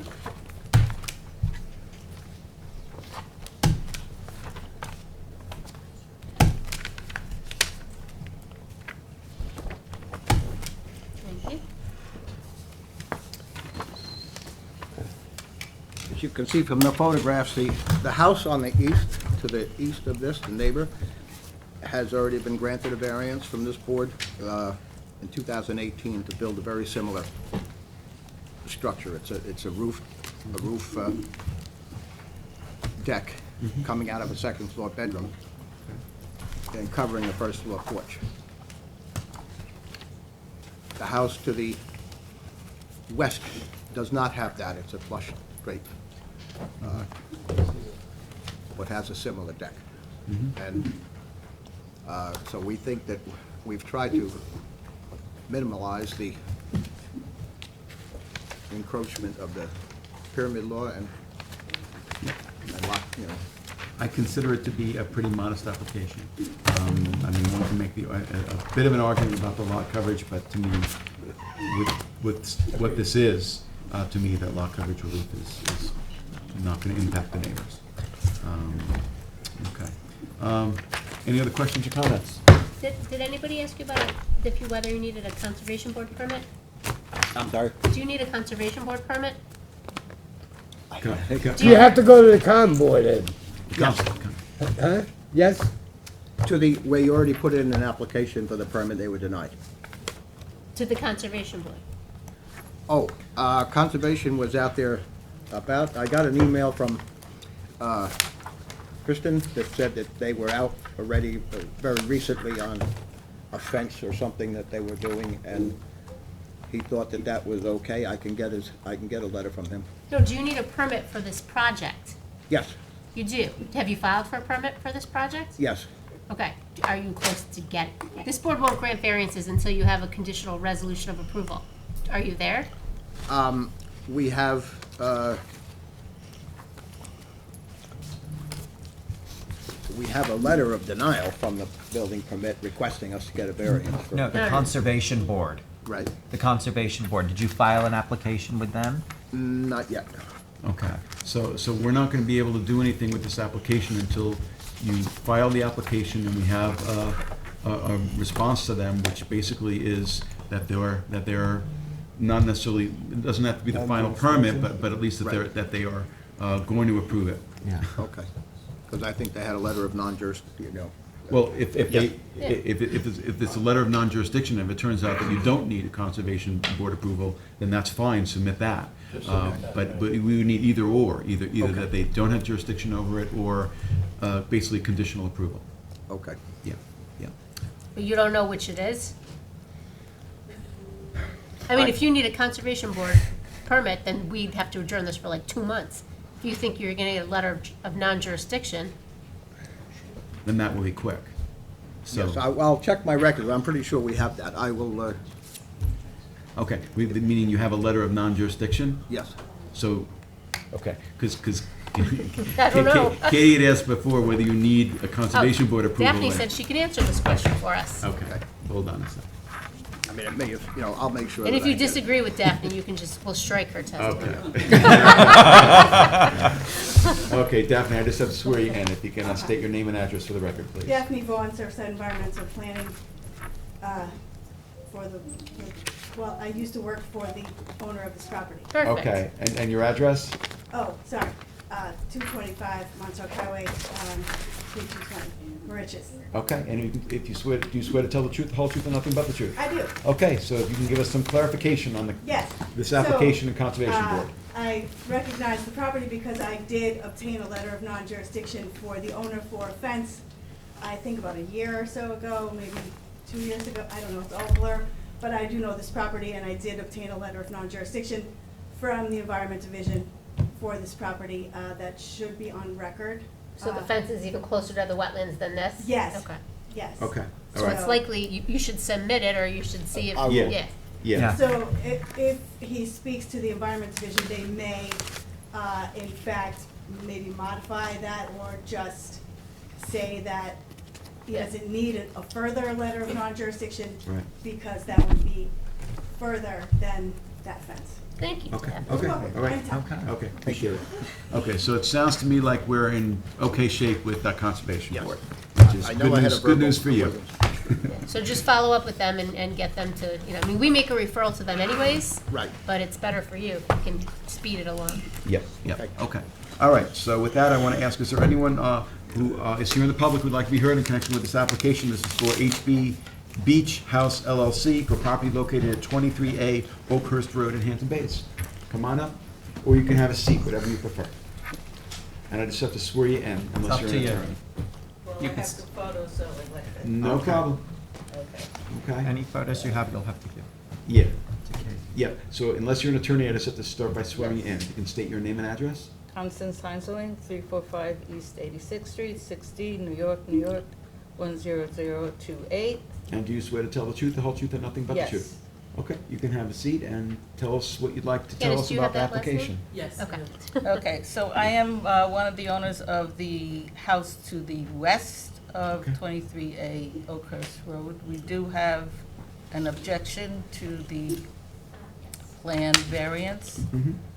based on the fact that we don't believe that there is any hardship to the owner to expand this balcony. They do have an extensive deck, and there would be a hardship on our end because the properties are adjacent. So this shows photo of the existing balcony that the owner has when they acquired the property. This shows their existing deck on the ground level, which extends way beyond any other deck on that beach area. This shows, again, another photo of their deck. It is the only one on the beach that juts out many, many feet beyond You're the talking other about decks. the existing deck? Right. There's nothing we can do about that existing Right. deck. Right, no, I know, we're not here to dispute that. Okay. That was installed by the prior owner. I understand. Not the current owner. And that's, at this point, neither here nor there, although I appreciate the information. And this shows our deck, which is exactly adjacent to their existing deck. So the actual installment of something on the second level would interfere with our area. So that is our objection. And Interfere with your area how? in that it would be right up next to our second-story window, a bedroom on the second floor. And my other family member is going to speak to that now. Okay. Okay. So You'd can like I to submit submit those? these? Yes, Yeah. you can give them to our attorney. Okay, And anything the- else you'd like to tell us? Just that we don't believe, based on the pyramid law and the lot tolerance, that variances are granted due to hardship. I don't see any The hardship variances, to. variances are granted or denied, can't even talk tonight. Variances are considered by our board based on the 5-part area variance standards. Okay, so it's a 5-part test that we look at and we're required to look at in connection with any application for variance relief. I don't know that hardship in and of itself is, or any one factor in and of itself is determinative. We look at the 5 factors of the area variance standards, just so you understand. Right, no, correct, Okay. but I Yeah. am familiar with the Southampton code, and hardship is one factor. Okay. Okay, all right. Thank you for comments. Okay. Good evening. Just Good have to evening. swear you in, if you can just Absolutely. state your name and address. Justin Becker, Co-Pilot Design, 420 East 80th Street, Manhattan, New York, 10075. And do you swear to tell the truth, the whole truth, and nothing I but do. the truth? His last name. Beckert, Beckert. Thank you. Okay, and give I some believe I comments. can clarify a little bit on what she meant by hardship. Okay. I do believe you had quite a more involved set of drawings. If I could ask those be delivered to the family so they can see Okay, well, what let's is start planned. by giving your comments to us. Initially, we only have this overall survey. Okay. If you see, the comment of hardship that was being brought up is because their deck does extend beyond, which was a prior issue. The Heinzerling deck at 19 stops at about half short. As you can see on their proposal here, their new deck, and specifically the roof, will almost fully encompass the western flank of the deck. meaning that basically at all times in day, things like cross breezes, something very important while you buy waterfront property, and shade and privacy, now that there's a second floor balcony hanging over, will compromise, I believe, the livability and saleability of the deck, which is something, as she pointedly corrected out, is mentioned in pyramid Saleability, do laws. you have information from a real estate I broker on property believe. values? Okay, I won't say that, but I will Okay. assuredly stand by that it will affect the livability of the space, as it will during certain hours of the morning, remove the option of whether or not you're in shade or in sun. And specifically, it's the privacy issue, I think, that the family is most concerned with, because at this point, almost directly abutting against the property, about 4'8" from the building line, there will be about 12 feet up. That's my estimation. As I said, we don't have better drawings. Someone can just be looking over, peering down, and I believe that is the concern. More importantly for me, however, isn't specifically these two plots. And it actually comes from something the gentleman had mentioned, that the plot to the east received a similar variance not too long ago. And my concern is their request is contingent on the fact that the property is non-compliant, narrow, and waterfront. The reality is that is true of almost every single property that runs Oakhurst Row, Oakhurst Street, Oakhurst Lane, there we go, sorry. If you go 10, 15 buildings in either direction, that is true.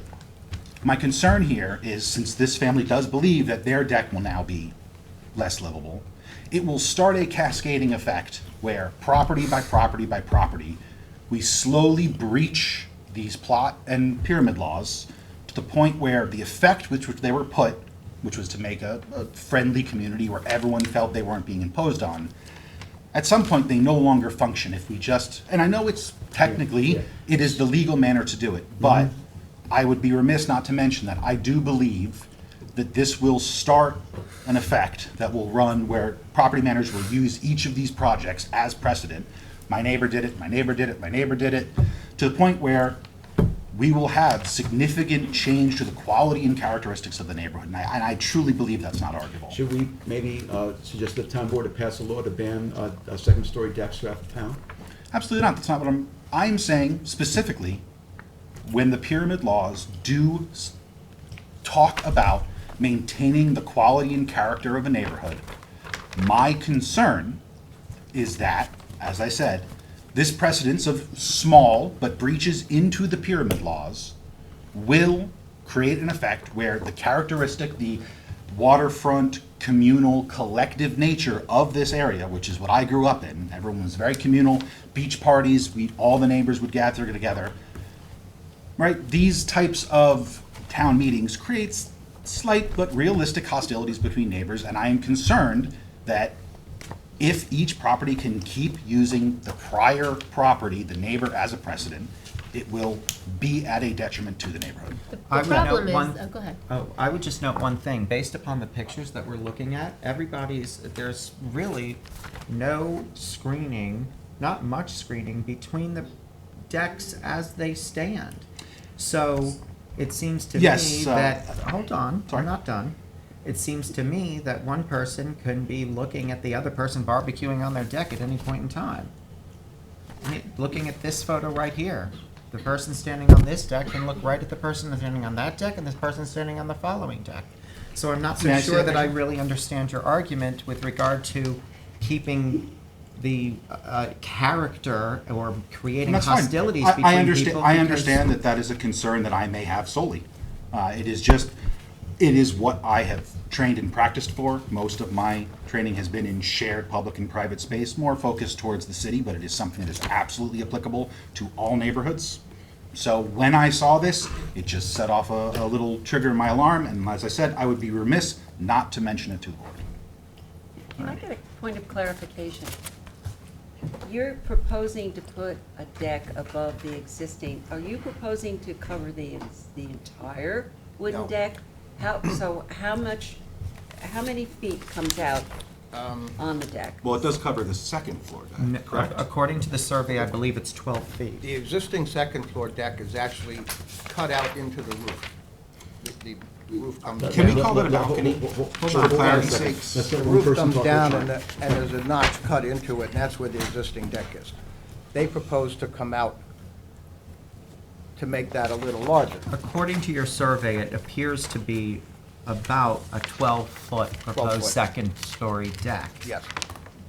The wood deck that is the existing juts out much further Yes, the existing deck. to the So bulkhead. it's not gonna cover the entire. No, there's a. Their entire deck, yes. No. Entire deck. As mentioned, it was an issue dealt with a prior owner that their deck extended further. Right. No attempt to fight that. But since the 19A Oakhurst Road property yeah. does end at the initial line that they were told to end the deck at, this extension does get very close to full, I cannot give you the exact number, as I said, it is missing from this drawing, unfortunately. And I also just wanted to clarify one other thing, which is that the primary relief that's being asked for isn't pyramid relief. The pyramid relief is 178.3 cubic feet, which is very, very minor. It's the lot. I won't coverage- argue It's that. the lot coverage relief. So the lot coverage relief goes from 20% to 23.8%, the total lot coverage.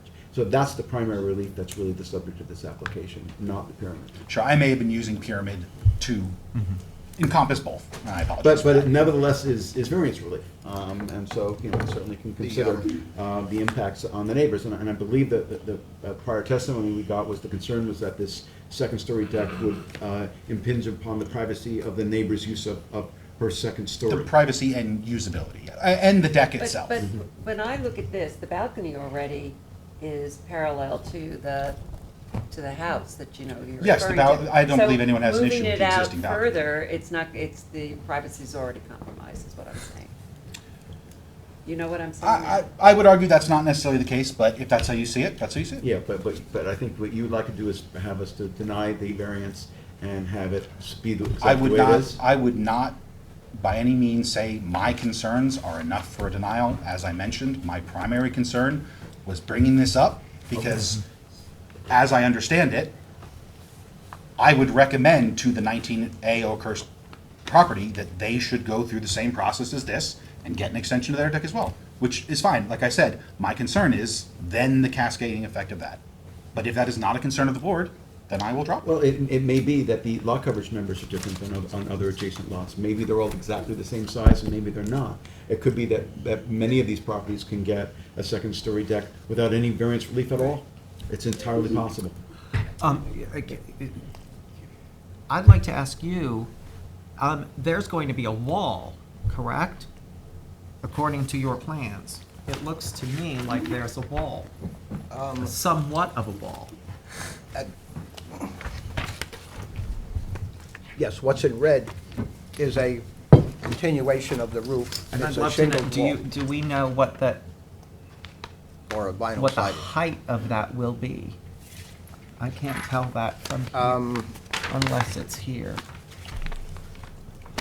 So there will be some amount of screening. Well, the wall probably has a 5 or 6 foot height at At the the high top. end, and then it goes down to 0 or down to the gutter size at the other end. So it's a triangle. Right, and where you have where, if you notice, it says that there are rail-on posts, that would be the furthest one could walk out onto this deck. So one could be here, sir. Here, that's the Right, furthest that would point at prevent which one anybody could. from falling off Correct. the deck Right. and meet building code. So I have, I'm sorry. No, I was Okay. just clarifying But that. So they there answered is it. some screening. Yeah, so, Ed, I ask this often when we have neighbors who are unhappy, is would you be willing to have, and your client be willing to have a conversation with these two neighbors who apparently are very unhappy, to see if there's anything that could be done I would- to yes. address their concerns? No, this is me. Okay. Well, Mine. would you be willing? I am not the person to contact about that. Would be Okay. just representing Who the are you representing? family. I am a nephew, Oh, okay. a son/nephew. Okay. I would argue And you too that- represent, and of the person in the blue house? Correct. Yeah. And I only suggest that not because I necessarily have an issue with the application, as much as, you know, we want neighbors to be able to get along with each Oh, other. absolutely, and I Yeah. think Yeah. Dr. Valentino likes his neighbors. He wants to you know, he had spoken to them already. Is there a chance we could get a copy of these drawings? Because we really do only have this, so we have no idea. You We've both been- can deal with that outside. Sure. Yeah. And, yeah, I would suggest that maybe the two of you talk and there's some kind of. The three of you talk, or yeah, the Three two of you talk, or however. and maybe there's something you can come up with regard to some additional screening. Okay. Because the property faces due north, practically, I guess, and so do all the others. And the sun comes up southeast, goes across, and then, you know, in the most of Perfect the place year, for some potted plants. there really isn't any blockage of, you know, no shadows coming Right. on. But I think the primary concern that at least I got was, Yes. you know, privacy of the neighbor's use of the second floor. So that- and I- maybe there are things that could be done. I think in the photographs that show some evergreens that are planted There on are both some sides. 5 or 6 foot arborvitaes, yes, that were planted within the last few years. Yeah. They grow. There used to be no fence there between the properties, but So that, I a- guess, you know, will an additional was put up. when the mitigate new some of the zoning- privacy issues if you're on the first floor deck for both neighbors. Absolutely. Okay, all right, Thank you very much. all right. So, Is there anyone else, was first want to ask, is there anyone else from the public who would like to be heard in connection with this application, which is again HB Beach House LLC for property located at 23A Oakhurst Road in Hampton Bays? Is there anyone who's waiting to be heard on Zoom in connection with this application, which again is for property located at 23A Oakhurst Road in Hampton Bays? If you are waiting to be heard on Zoom, this will be the time to let us know by raising your hand. No one on Zoom? Okay, if not, John, it's yours. Me. Should we hold it, should we hold it for written submission, considering the question about this letter of non-jurisdiction? I think we should keep it open. Or would you rather keep it open? My inclination is to close the written subs and reopen it if necessary. If necessary, okay. You know. Okay, so I move to close the hearing on this application, have written submissions due by April 21st with a decision by May 4th. Okay. Second. Yes. Okay, Mr. Leonard. Aye. Ms. Kern. Aye. Mr. Daly. Aye. Ms. Burtis. Aye. Mr. Tudhill. Aye. Chair votes aye. Thank you all for being here. Feel free to have a conversation in the hallway. I'm hoping maybe you might come up with a resolution to the neighbors' concerns. Thank you. I know. Item 6 on the agenda is 6 Bayview Drive LLC and Jacqueline Cress. 61 and 65 Bayview Drive in North Sea, Suffolk County Tax Map 900-32-1-23 and 27. Applicant requests relief from the following provisions of the town code for a proposed lot line modification. 330-11, Residence District Table of Dimensional Regulations for proposed Lot 1. A lot area of 6,800 square feet where 40,000 square feet, and a lot width of 57.51 feet where 150 feet is required. And proposed Lot 2. A lot area of 15,865 square feet, where 40,000 square feet is required, and a lot width of 72.51 feet, where 150 feet is required, and 330-82, a lot width to allow a flagpole width of 15 feet, where 20 feet is required. 3, for the existing dwelling on a proposed Lot 1, a principal rear yard setback of 64.9 feet where 70 feet is required. 4, for the proposed dwelling on Lot 2, 330-11, a principal total side yard setback of 42 feet where 60 feet is required. And 2, 330-84D pyramid height for a proposed encroachment in the amount of 833 cubic feet on the south side. 5, for the proposed swimming pool, 330-11 for an accessory front yard setback of 34.8 feet where 70 feet is required. And 2, 330-76D, placement of accessory building structures and uses in all districts. And 330-83C yards to allow the swimming pool to be located within the required front yard for the principal building excuse me. And 6, 330-83A, 4, to allow a deck higher than 1 foot above ground level to be located within the required front yard and any other relief necessary. Board has jurisdiction. Wait 1 second. So these are just a couple copies of what you gave me, right? All right, so Adam, this is the original I'll and explain an with the extra, file. and then we only have 2 copies of all of these, Adam, so I would recommend you keep one. Okay. And then whoever else wants one. It's Well, just, Wayne Wayne will tell us what it on is. the board or what? Looks like a little bit of reading material. It's Been just, watching the Masters, you could have done doing that today. Who's It leading, goes by to the the way? one at the end of the table, and that is you. yeah, just, I can explain, I was trying to lighten the load, but. Yes. I'm ready? Yes. Okay. So good evening, board members, Wayne Bruin, O'Shea, Marcinsick and Bruin, on behalf of 61 Bayview Drive LLC and Jacqueline Kress. With us tonight is Jacqueline Kress. And also, I believe on Zoom is Bruce Anderson from Suffolk Environmental, who's been assisting us in this application. So I want to highlight and let me just get, is Bruce, can you just get Bruce on Zoom? Bruce Anderson? Want to rush for Bruce?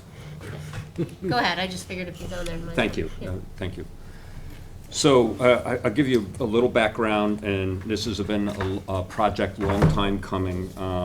First of all, this application involves 2 single and separate lots, one owned by 61 Bayview Drive, which is tax lot 23, and 65 Bayview Drive, which is tax lot 27.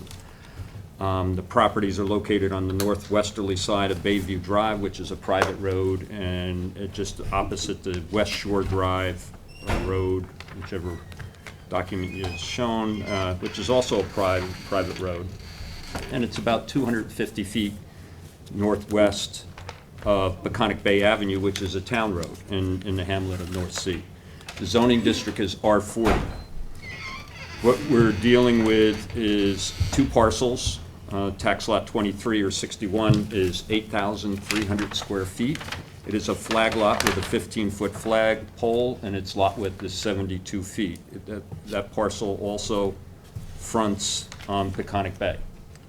And we'll talk about the existing improvements in a second. The other lot, tax lot 23, is a 14,362 square foot lot with a 57.5 foot lot width, and that fronts right on Bayview Drive. These lots were created by a decision of the zoning board in 1972. Both lots are improved with single-family dwellings, most notably on tax lot 23, what we'll call the waterfront lot, the flag lot. It's improved with a dwelling that sits on piles and has decks, and it is approximately, based on the 2019 mean high water line, which I sort of outlined in red here, and you can see on all the plans, is approximately 22 feet seaward of the high water mark. And very often the bay is underneath this dwelling. And it's been this way. If you look at the aerial photographs, the character of the area which we submitted with the applications, I do have a colored one and a little blow up. The reason for that, you'll notice just to our southwest is the inlet to Roy's Pond, I believe it is. And the area adjacent, if you're not familiar with that area, is very susceptible to high erosion rates. This board and the DEC and others have had long-standing questions of steel bulkheads and the like in that area. When you go north, immediately you'll see most of the lots have rock revetments. There's one vacant lot, and then immediately on the west side of Peconic Bay Avenue, you'll see the rock revetment there. The next 2 lots to the east or north of Bayview Drive are bulkheaded, very tiny lots.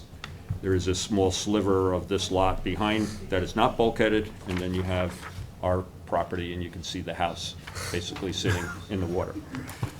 As you go further to the northeast, there are several lots that are also not bulkheaded, but then further north, there is a long line of lots that are all bulkheaded. So what's happening here is as we've heard in this coastal dynamics, is that there's been erosion occurring along this beachfront, which has resulted in this house basically below mean high water. I'm not sure how many instructions, that's all. Rock revetments, that's what's going Yeah, on. well, believe me, my client, that was her first question, why can't I go and do a rock revetment like the others? And that was quickly squashed by DEC and others. As you can see on the aerial photographs, these lots are entirely cleared. However, years ago, vector control, and if you're familiar with this area, Bayview Oaks and the like, to our north and east, it is a higher elevation and slopes down. And then you have this area sort of flat, low-lying that leads up to the beach, but the beach area is being a little higher. So what happens is there's an area, a shallow system, a pool, which collects water. And there are wetlands, a lot of wetlands. In particular, behind us are a lot of wetlands where the town has acquired property. Vector control, we're told, in the 30s, 40s, or 50s, whenever they did that, out there digging mosquito ditches, went in this area. And now there is a mosquito ditch that runs along our northerly line, which over the 30, 50 years since they did that has become a wetland. So this property is encumbered, and you see this green line is the line on our side of the property where there's wetlands. And the property immediately to our north also has wetlands, not only along that same line, but also closer to Shore Road, Bayview. We'll get to what happened with their redevelopment, which went both before Conservation Board and this board, and was granted relief. So this property's encumbered with wetlands. It's totally undersized. I have a house in the water, and you can imagine what we've been doing for the last 3 or 4, maybe 4 or 5 years. But we started with the town planning board because the proposal we thought was wise and was guided by other experts was to engage the planning board in a lot line transfer. Because the lot on the street was much larger, there was an opportunity to transfer land from that lot to make this lot bigger so we could relocate, reconstruct a house in a more conforming location. So we submitted an application to the planning board, and the planning board engaged in the normal pre-application review with hearings and that process, and Anthony is here, he can attest to it, he was participated in it most of the time. They made referrals to the town engineer, the Environment Division, Conservation Board, and a lot of discussion was about drainage in this area and where the wetlands were. And this is the proverbial balancing act. This is the balancing the area variance test requires. So the proposal that we have, and of course we have flood zone, we have the existing house split between the VE zone, high velocity in the middle, obviously in the bay, but then we have the VAE 6, where base flood elevation is 8, and that's for the entire property. So we have all the elements, plus the health department. So moving the house, we have septic systems. Actually, I wouldn't call it a septic system. I'll say there's 2 cesspools immediately to the south. And they're actually partially under the current gravel driveway, and that there's no septic tank associated with that. And similarly, there's a septic tank for the front house. So what we did is we spent 2 years with getting input from the planning board, and they adopted a pre-application report. This plan evolved and morphed to the point that we have this plan here.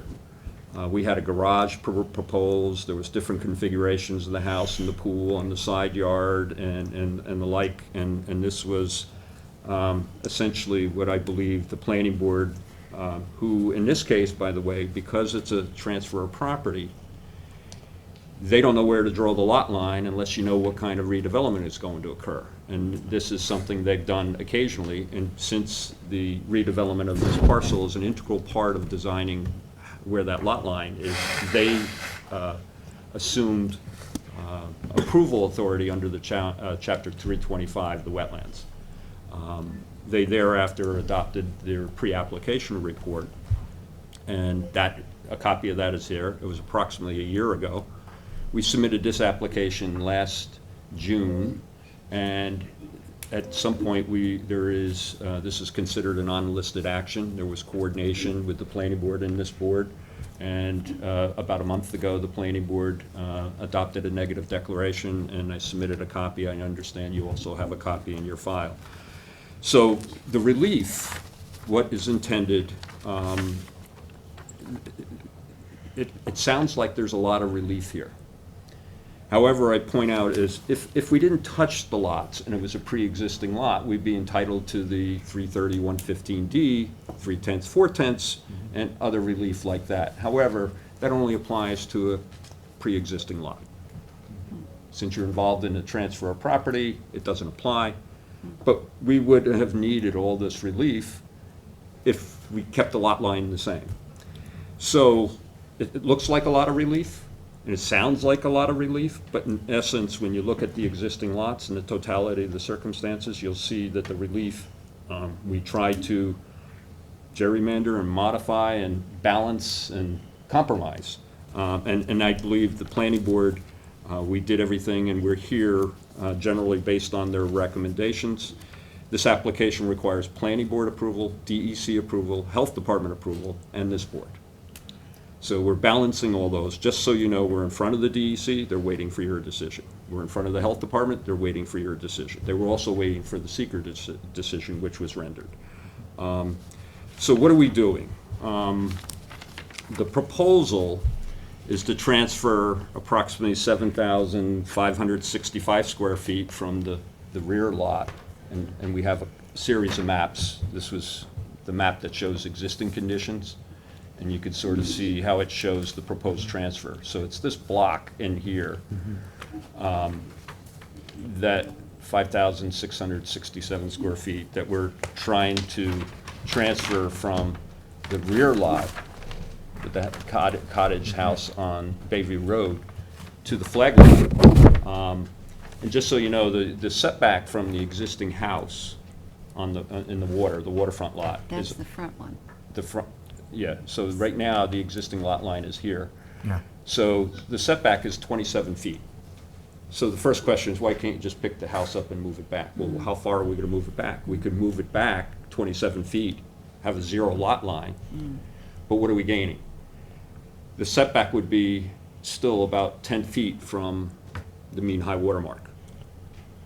So we're not really gaining anything positive. So that's what pushed us to the lot line transfer. So what we're asking for, first instance, is the variances to shrink the current lot, which is non-conforming. I don't think we need a variance necessarily, but we put it in there to expand the area for this lot. But and I noticed the building inspector had you notice what he thought was additional relief, which it's an existing 15-foot flag, so we're not changing that.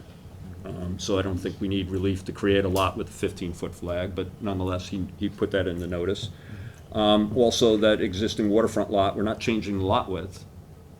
It's already existing 72, we're just expanding the area. So we didn't really need those relief, but that was noticed. But we did say, but the other relief is, because we're not only looking for the lot line transfer, we're looking for the redevelopment lot. And the planning board needs to know that this could be built. And the only way we can do it is then with the appropriate side yards and rear yards and setback from the water line, which is the front yard requirement. And, oh, by the way, when we do shift this line, we shifted the line to a point where the setback to the existing house on the front street lot would be 64 feet where 70 feet is required, so we need that variance as well. One of the things that came up from the planning board, which was important, was drainage in this area. And we heard from our neighbor to the west, Mr. Abrams, who is more familiar, lives right on the corner of Peconic Bay Avenue, has low area, and actually there's a little pond and wetlands on his property. But he told us about a project that the town engaged in trying to run drainage pipes out off of this wetland area, where the water would come off the wetlands to the northeast onto these private roads, flood them entirely. And so there was a drainage project, I believe it was engaged by the town, to put drainage so it would pipe, that overflow from those wetland areas would overflow into those drains and then drain down Peconic Bay Avenue and out to the bay. Not road runoff, but it was trying to catch that overflow of the wetlands. So that is out there. So Did that happen? I don't know. But this project here has also given the town engineer an opportunity, which they advised the planning board, to review this and comment. And one of his issues was this whole area is one of those drainage areas, like a shallow area. So what happens when floods, it starts flooding and it just spreads. So his concern was impeding the natural flow of water here. And when we first started the project, because of the wetlands, we were trying to make sure, because if we have to do the septic, and I'll explain, we have retaining walls to put the septic in there to get the depth of groundwater. We had this all with retaining walls, and then the town engineer came in and said, no, we'd like to keep the natural flow of water, which may happen across this property. So our project changed, and this has been reviewed preliminarily and will be at the final stage reviewed again with the planning board and the town engineer, and they have the opportunity to add additional drainage requirements or whatever else is necessary. So, two things. One, you should know is that there's additional review by the planning board. All your variants will enable this lot line transfer for the planning board to do that, and then they can engage in both their wetland jurisdiction as well as their subdivision jurisdiction. As you can see, no matter what we do, we'll never meet any wetland setbacks here. So there was we engaged in a shape of the house and where pool and deck and all sorts of things. We even had a garage here, and the garage disappeared. And it disappeared because we were eliminating to allow the natural flow of the water. What we ended up with is just two retaining walls, both on the north and south sides of this area where the mounding for the septic system has to go. It is an IA system, and it'll be, the top of the wall will be 7.5 to 8 feet, and with the ground level is approximately 4 to 5 feet, depending on which side it is. So about 3.5 feet of exposure on a wall in those two areas. That was eliminated. The construction of the house is all going to be on piles. The house, the deck, the pool, all on piles. There's no bulkhead, no other activity. Unfortunately, we can't get that. So all that construction will be on piles. So there is a lot of positive environmental mitigation to the case here, be restoration of the dune and the like that'll be part of the final when the house is moved. The amount of relief, again, we believe is not substantial. I do want to clarify something for the record. In January, we submitted, and I noticed the building inspector, and it was stated in the notice about pyramid relief. The amount of pyramid relief was a total of, when we first submitted, 883 cubic feet.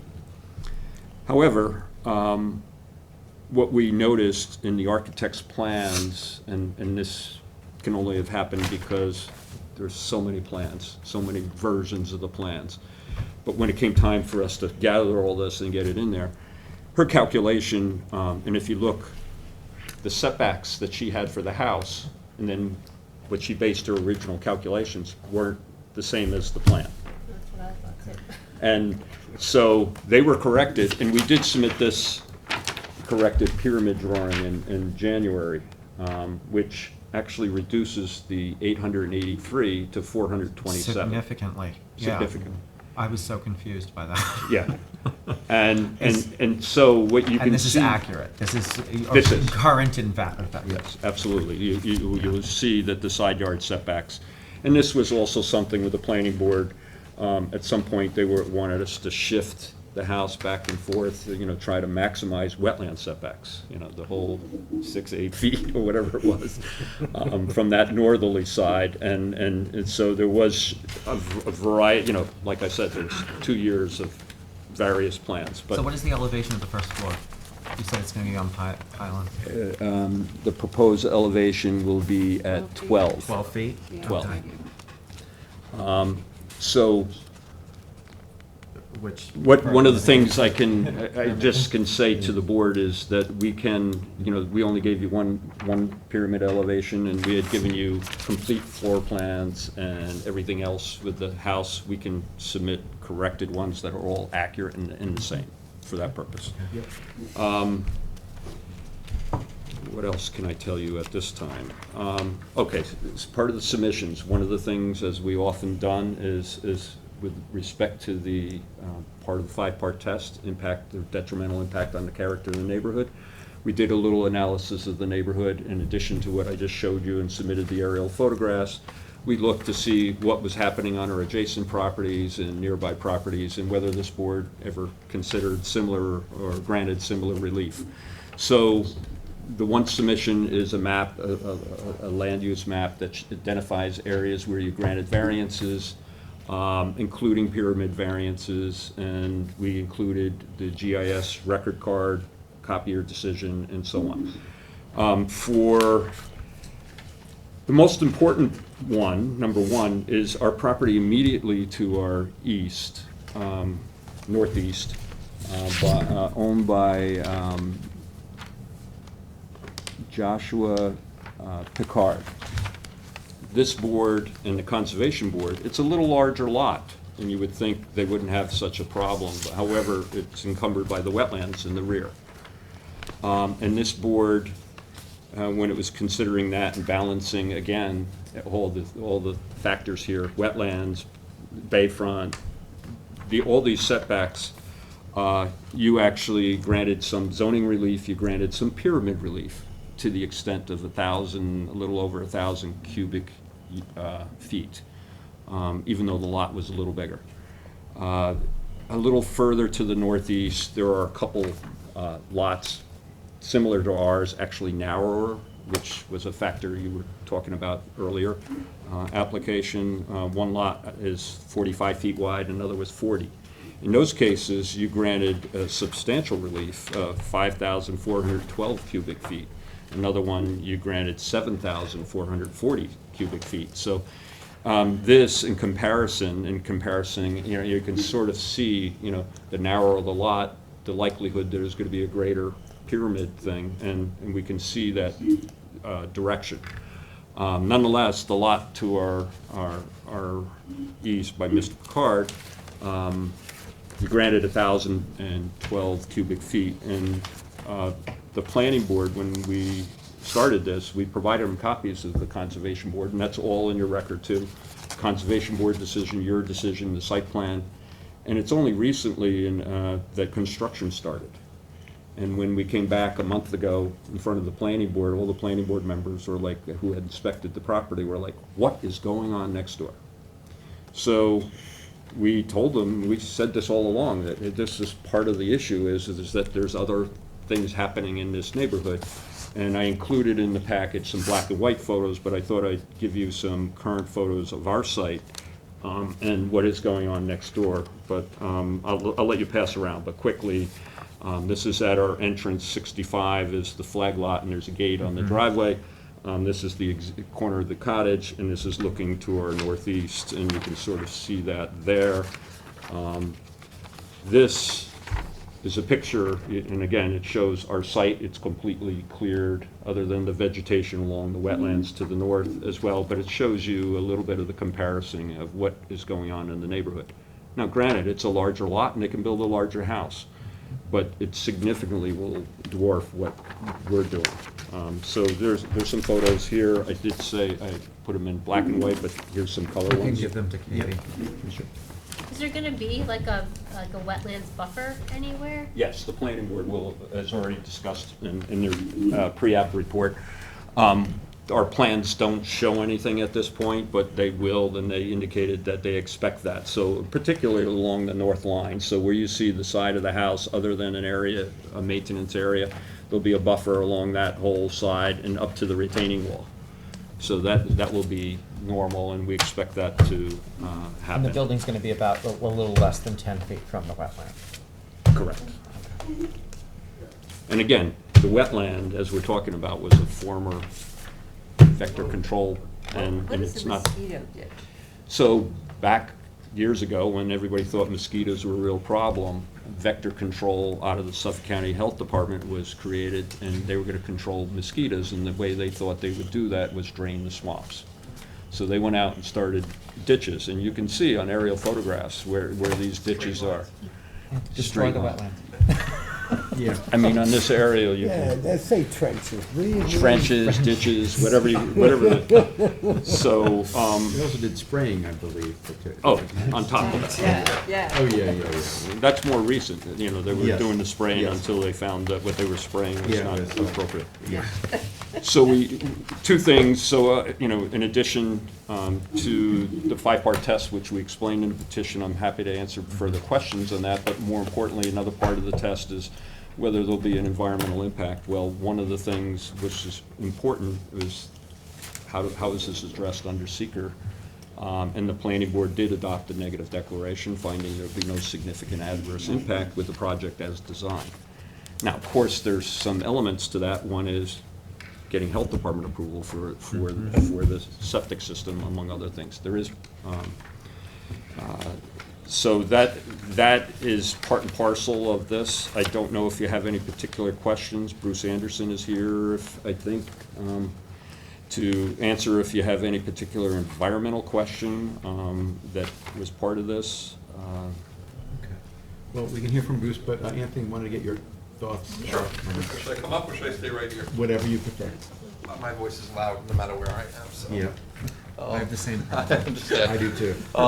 So we spent a long time in the planning board on this, as Wayne said. First, for the record, the planning board is very clear in their pre-app report. They 100% support any and all variances to get more lot area for this lot and to bring this house back. There's no other way to do it. This house has to, it's in the bay, is basically what it is. The other thing that the planning board. It's a houseboat, exactly. The other thing is, no matter, once you apply wetland setbacks and property line setbacks, there is no building envelope on the property, no legal building envelope. So any structure that you build here is going to require relief. Wetland setback relief isn't this board's concern. The planning board, under the 325 law, is the wetlands approving authority. I have no doubt that the comments that you get from the conservation board, if it was referred to them, may be different than what the planning board stated in their report. But the reality is that the planning board's going to issue the wetlands permit on this property, you know, period, so. And you did get comments from Marty in the pre-app, right? And we So- did, and we absolutely do. As it relates to buffers and everything, basically what happens is, and this often comes out of the conservation board, is constrained lots like this, you build, and then basically everything, you know, outside of that becomes the wetlands buffer, essentially. You do the best that you can. I just want to comment on that. You know, so for example, the entire frontage where the existing house is on the bay, other than a pathway, a walkway, will be buffer, be It just helps restored. to see that, because then you see more constraints, that's why I was looking for it, I Sure. was like, there must be. Notwithstanding the pool. Right. There, right. The pool is elevated, so it's. You know, all piles. the planning board had a very lengthy debate with the applicant. They made multiple changes to the plan to get somewhere where the planning board felt comfortable with ultimately proceeding with a wetlands permit. The lot line change is a zero issue for the planning board. That's easy enough. It was the development, the planning board doesn't do a lot of these. So, you know, we in this case went to the town engineer. The gist of these issues is going to be making sure the drainage issues are addressed. It was even acknowledged, and I think even Marty's office to some extent acknowledged that the wetlands in this case are not to the extent wetlands that you would normally find in the Right. woods, and these were sort of created as a result of drainage issues. So essentially, they're drainage areas is what's happened over the years. So to the extent that the vegetation associated with it and the, how it functions is a little bit different than the standard wetlands. So for the planning board's perspective, move it back, and we'll do the best that we can with what we have. Yeah. But overall, the planning board, the reason why they're here now finally is because that wasn't the case initially. We worked with the applicant for the course of a year and a half, to get to a point where the planning board said, okay, here's the report, we're okay, proceed now, because now I'm piecing this all together here. Yeah, it's a pretty, it's a very unusual application. It is very It unusual. is very extreme in terms of the circumstance with the house being on the, in the water, on the water, in the water. In the water.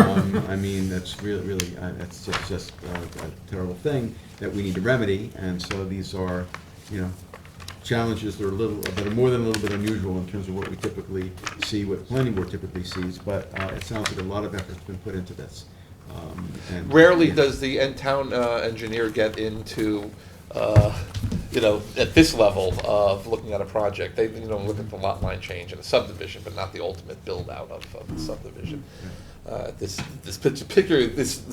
type of application, which is just a lot line change. So a lot of professional work went into addressing And this. in addition, for the applicant and for those who are interested, I mean, it's not just our board that is kind of gonna have to give the green light to this thing, it's gonna be DEC, it's gonna be Health Department, and it's gonna be the planning board, so multiple agencies. And I will say, the planning board will, as part of that process, see what the DEC says, right, obviously, and what the conservation board says as well. They're not gonna operate within their own little bubble.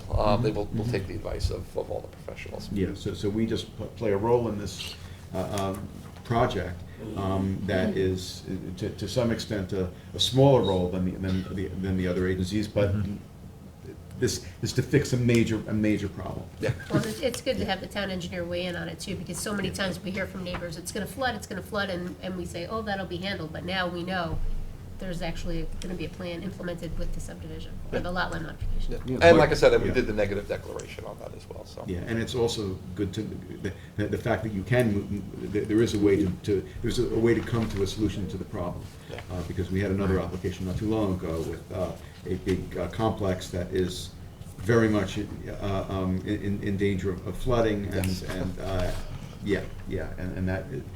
they didn't have the option of going back. And so it was a different set of challenges, so. Anyway, I guess, anything else you wanted to add? Nope, let's go ahead, questions. Okay, all right. Is Bruce on Zoom, Kevin? Bruce Anderson? We might not know. Only if he wants to add something. Okay. No offense. I'm good. Another half hour. Might be some neighbors. Wayne did a fine job. Okay. Thank you. Do we have Bruce or no? Yeah, I'm sorry, and of course, and you. No problem, Kevin, no, don't mean to rush you.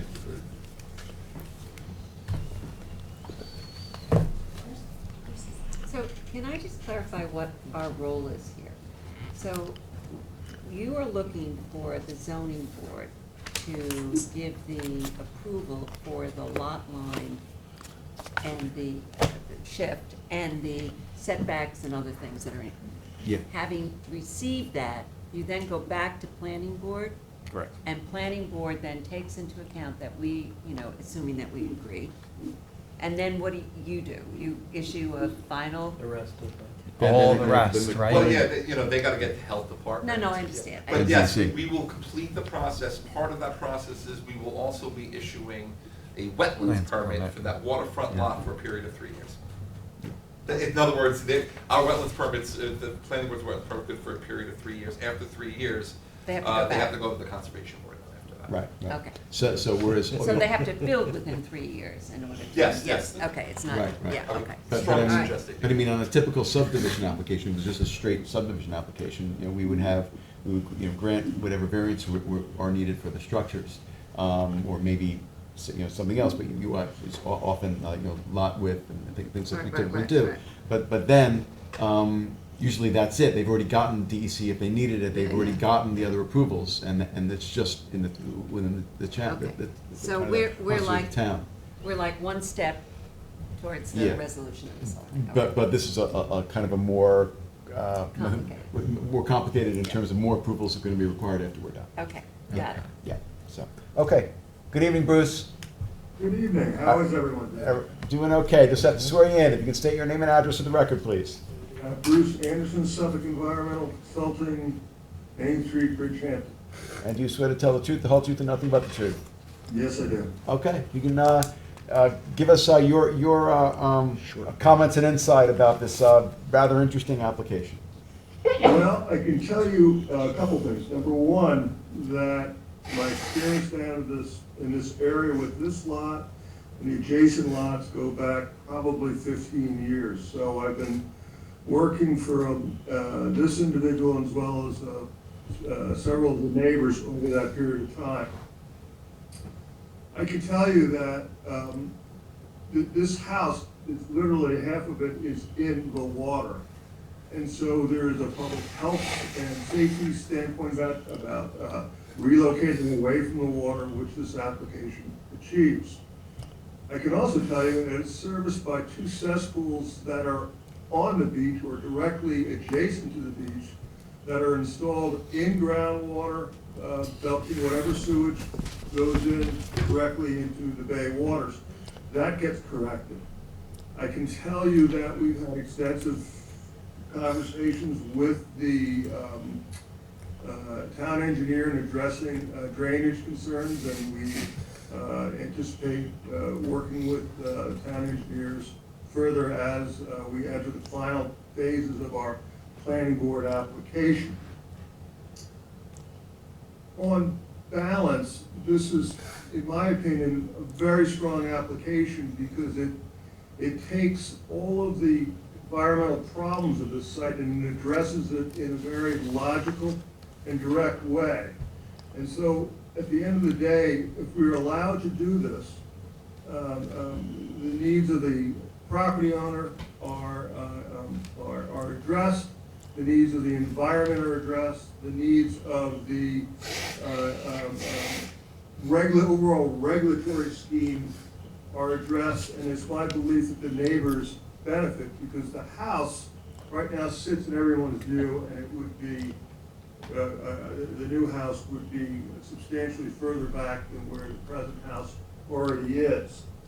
My opinion that the pyramid is minimal, and that this is something that so far all agencies seem to be on board with. I can tell you earlier today I received an email from the DEC simply requesting the seeker determination, which was rendered by the board a month ago.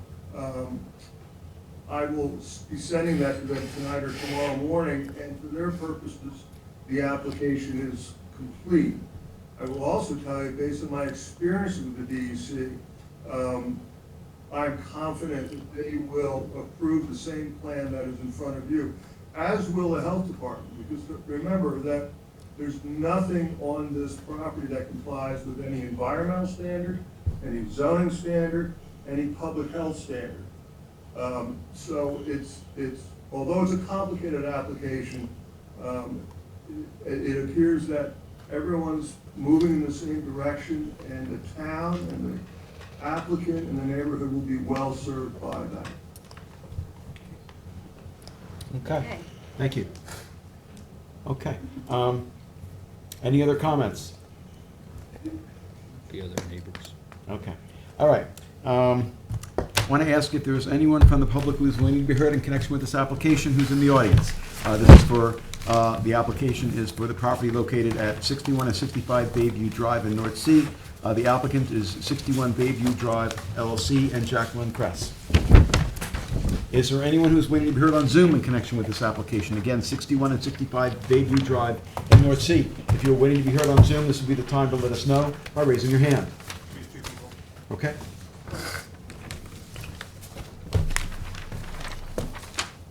You got people? Two. Too many.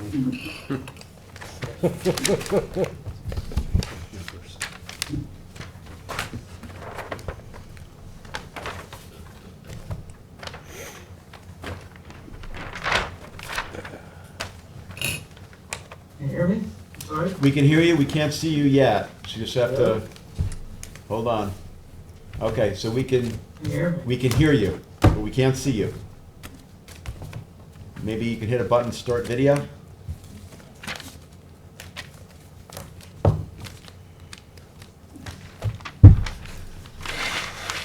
Can you hear me? We can hear you, we just can't see you. He said a ring. And if we can't see you, you can still give testimony. Can you hear me? We can hear you. Can you hear me? We can hear you. We can hear you, but we can't see you. Yeah, okay, but we're not gonna worry about you being able to see you right now. I don't wanna, I just wanna swear you in. Have you heard? If you can state your name and address for the record, please. Can you hear me? We can hear you. Can you state your name and address for the record, please? You might not be able to My hear name's us. Matthew, Madeline. I live at, our house is at 57 on Bay Avenue, immediately behind the applicant. Okay, and do you swear to tell the truth, the whole truth, and nothing but the truth? Absolutely. Okay, you can give us your comments. Sure. First of all, I completely agree with everything that was said by Mr. Groom and the engineer about the house needing to be moved back. It's in a very treacherous location right now. I have some concerns about where it's being moved. I learned about this process. It's just been going on for quite some time. I just learned about it this week. On Monday, I was sent a notification by the attorneys that this application is being submitted, was to be heard tonight. I would like an opportunity to see the architectural drawings. I'm concerned, as was stated earlier, I think the planning board said they were wondering what happened with that house next door to this one. I am too. I wasn't notified about that house, and it kind of looms in our backyard. Well, I understand, but the house next door is not something we can do anything about if they don't have an application Yeah, before our if you can- board. Yeah, if you can hear me out though. So that's why I'm concerned about this one. So I'd like very much to see the architectural drawings. I called the attorneys yesterday and requested to see them. They said that they could not provide them, but I then called your board today, and I was told that by filing a freedom of information submission that I could get them, so I have done that. Hopefully I'll get the drawings soon. Again, I agree that the house needs to be moved back. I'm happy to see that being done, but I do have some minor concerns about that. The house at 61 behind it is right in our backyard. It's incredibly visible from our backyard. I understand I can't do anything about that. That's fine. But I also think that that lot size is being greatly reduced by the same time putting this house back. That that house should not be expanded in the future.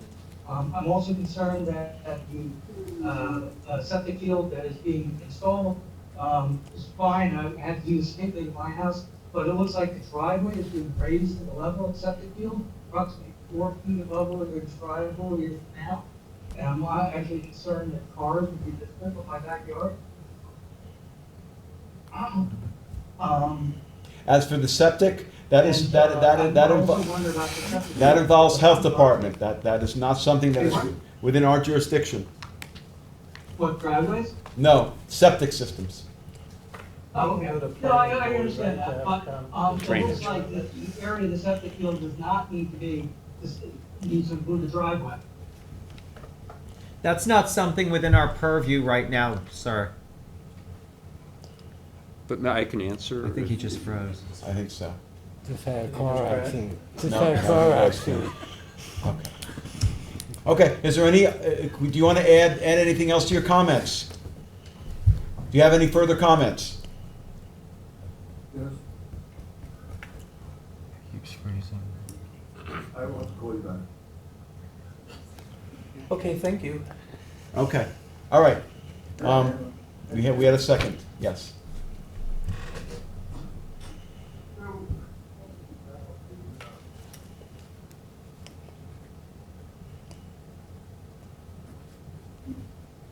Okay, so there we go. That's Bruce. That's Bruce. Okay. Kevin, do we have a second person waiting on Zoom? We're joining right now. No, we have one more person after. Okay, here we go. Okay. Sir, I just have to, want to make sure we can hear you. Can you hear us okay? Yes, I can hear you. Okay, very good. So I just have to swear you in unless you're an attorney. Are you an attorney, sir? Can you hear me? We can hear you. Are you an Yes. Are you an attorney? Oh boy. He can't hear us. Can I start? Can you hear us? Can you hear us? Yes, I can hear you. Okay. Are you an attorney? No, I am not. Okay. If you can state your name and address, please. My name is Joshua Picard. I live in New York City, 82 Green Street, New York, New York, and at 11 Beach Road to the east of this applicant's property. Okay. And do you swear to tell the truth, the whole truth, and nothing but the truth? I do. Thank you. You can give us your comments. Oh, hold on. Can you spell your last? Sir, can you spell your last name for us, please? Picard, P as in Peter, I-C-K-A-R-D. Okay, thank you. Right. So I own the property that runs the entire length of the applicant property on the eastern side. I'm here to support our application and emphasize to the board the importance of this application to move the house literally off the beach and out of the water, as it remains a hazard when walking the beach, and that sometimes it's not even passable. I request that you approve the applicant, what she requires to make this move possible. It appears to me that the revisions she has made and the concessions she's made are acceptable to me and reasonable. I believe this will be a great benefit to the neighborhood and the public overall, and I want to thank you for your time. Thank you. Appreciate your comments. So I'm not sure whether the other gentleman is coming back on Zoom or not. I guess Kevin, just let us know. The other neighbor is. Yep. That's all. Okay. Thank you. One more. You have one more. Mr. Okay. Abrams. Mr. Abrams? Who's- The other, Oh, the other side? Oh, okay. Okay. one with the little pond. Oh, okay. Okay. Feel free. I'll be back. Okay. We'll still be here. Keith? I'm sure you will. The way it's going. Okay, we can see you. Can you hear? Can you hear us? Okay, can you hear me? We can hear you. Good evening. Okay. I just have to swear you in. Okay. This is at Conte Avenue. Okay. And do you swear to tell the truth, the whole truth, and nothing but the truth? I do. We need his name. Okay. If you can repeat your name. Stephen, with a Abrams, A-B-R-A-M-S. Okay. Thank you. If you can give us your comments. Okay. Well, I am the property to the west. And I have that retention pond, which I was forced to build, and which I agreed with, which helped dry out the entire neighborhood. And there are pipes from vector control which run underneath the Crest property and probably located where the septic system is going. So we have to be very careful about not destroying that drainage. Okay. Well, sir, I just as we indicated with another person speaking, we do not have jurisdiction over the septic system. Well, That- understood. Okay. So- That is health department. So, I mean, there's multiple issues that I'm concerned about, that raising the property would force the water onto our property, which is lower. There's already water coming on other water besides the drainage coming on this whole property. We were told that the town engineer also was reviewing this project to address the drainage. So the planner seems confident that the town engineer is mindful of that. No, it's very important. Gotcha. that it's done correctly. Okay. Because I put a lot of money over the years into that and had to change their pipes a few times when I can reconstruct it in '99. Okay. I've been on that property since '89 when the entire property was flooded. I have an acre and like 70% underwater. Okay. And it also, the water's up Davy York and up Davy Drive, which goes up to Moyer Road. So I helped drain that whole area out by putting in retention area, retention. So it's very important. It works. It continues to work. Okay, what else would you like to tell us? That's it. That's it? You know, that's my concern. Okay, okay. Well, for what it's worth, the town code requires that any property owner retain any water absent an extreme weather event on their own lot. That's what the town code says, so the applicant is gonna be required to do anything that the town asks them to do to make that happen, including whatever water retention needs to be done as part of the project. And as you heard previously, there are multiple government agencies involved with this application. I dealt with all of them. Okay. Okay. It took years. Okay, very good. Okay, well, very much appreciate your comments. Have a good rest of your night. Well, thank you. Thank you. Okay. Anybody else? Is there anyone else, Kevin, that's being, that's it. Okay. So for the record, and perhaps the people that were there, I just want, I did talk to Mr. Madeline on the phone, and Mr. Abrams on the phone. With respect to architectural plans, I want to make sure, I didn't have something I could email to the gentleman. Certainly had hard copies, but nonetheless, I want to make sure we correct them, and I'll be happy to email them. I did ask the architect to send me something after he asked, and I think I got something about 4:30 this afternoon. Yeah. So I can email, I will contact him and do that. Respect to the other comments, driveway, drainage, and so on, obviously, the chairman just hit the nail on the head that we are subject to retaining any stormwater runoff generated, and that has already been raised by the town engineer, and we will have to, with the planning board and the town engineer, provide that appropriate drainage, including downspouts and gutters on the house, and then whatever else is associated with the driveway. So I hope that answers some of the questions, but I will, and I would just want the opportunity to submit to you also the revised, all the floor plans and elevations with the right pyramid number. Frankly, what happened was, I told you, was just the architect didn't have the right setbacks based on a prior plan, and when she adjusted that, it actually reduced something that you would have asked us to do, look and see how we could reduce the pyramid, and we achieved that. So unless there's any other questions, just for the record, I did provide a copy of all the GIS records for Mr. Abrams' property. It shows the wetlands and what he had to go through, in addition to Mr. Picard's is in part of the file as well, who is the other owner who's to the east. So the other gentleman, I believe it was Mr. Madeline, the one who was driving.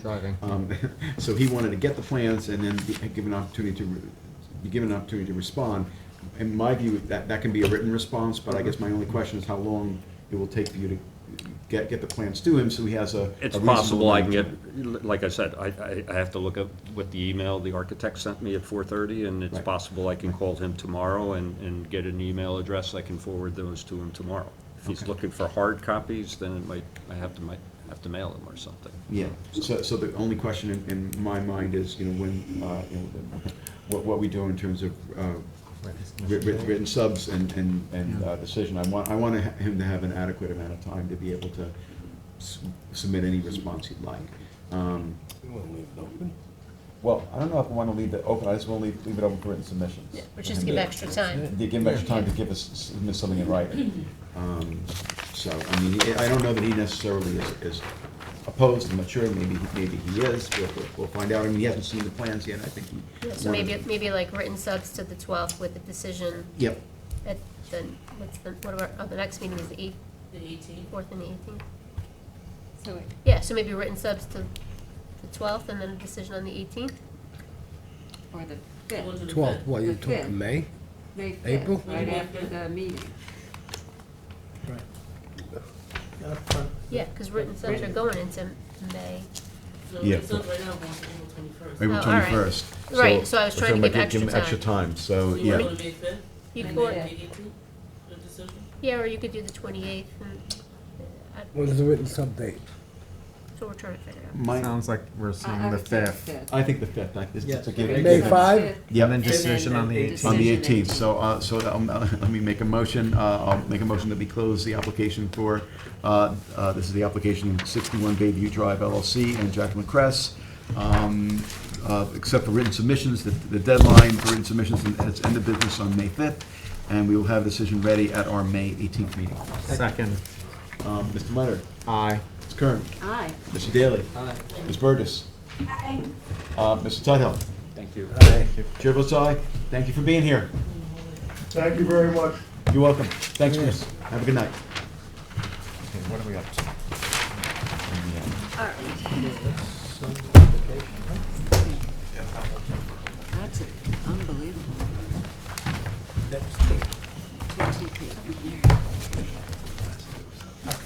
Thank you.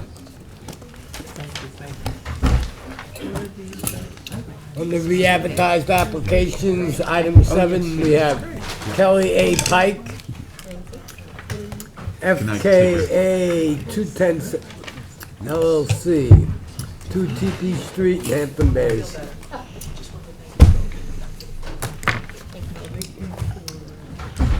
You shared your evening with us. It was great to jump in. I'm sorry, did you finish reading? Frank, I what? wasn't even listening. No.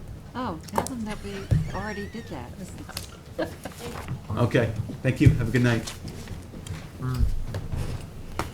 Okay, good Wait, evening, what Daphne. happened? He didn't read that, did he? You have to read it. This is re-advertised. Oh, it's re-advertised. I was like, it's like, did I miss it? Did you do it? All right. Here we go. Kelly A. Pike, FKA 210 LLC, 2 TP Street in Hampton Bays, Suffolk County Tax Map 900-230-1-27.1. Hold on. We Just lost all Yeah, board. as long as we have 4 people in the room. I'm in the room. Oh, okay. She's getting Okay. candy. You okay, Keith? Yeah, I'm fine. Applicant requests relief from the following provisions of the town code for proposed swimming pools. 1, Town Code 330-34, Business District Table of Dimensional Regulations for an accessory distance from street front yard setback of 31 feet where 60 feet is required. And 2, 330-76D, placement of accessory building structures and uses. Tootsie Roll. And uses in all districts in 330-83C yards to allow the proposed swimming pool to be located within the minimum required side yard for the principal building. 2, for an existing wood deck on the southeast side of the property, 330-7016 and 330-83C, to remain within the total required side yard. And 3, for an existing deck within steps in the southwest side of the property. 1, 330-7016, 330-83C, to remain within the total required side yard. And 2, 330-83A, 4, for a deck greater than 12 inches in height, located within the required front yard on a non-conforming lot and any other relief necessary. Board has jurisdiction. Good evening. You can just state your name and address for the record, please. Daphne Vaughn, Surfside Environmental Planning, 225 Montauk Highway, Suite 220, Mauritius, New York. And do you swear to tell the truth, the whole truth, and nothing but the truth? I do. Okay, thank you so much. If you can, this is re-advertised, but if you can Yes. update us as to where we are at this point. So, tonight, we're here to basically discuss the allowance for maintenance of an existing concrete patio and deck.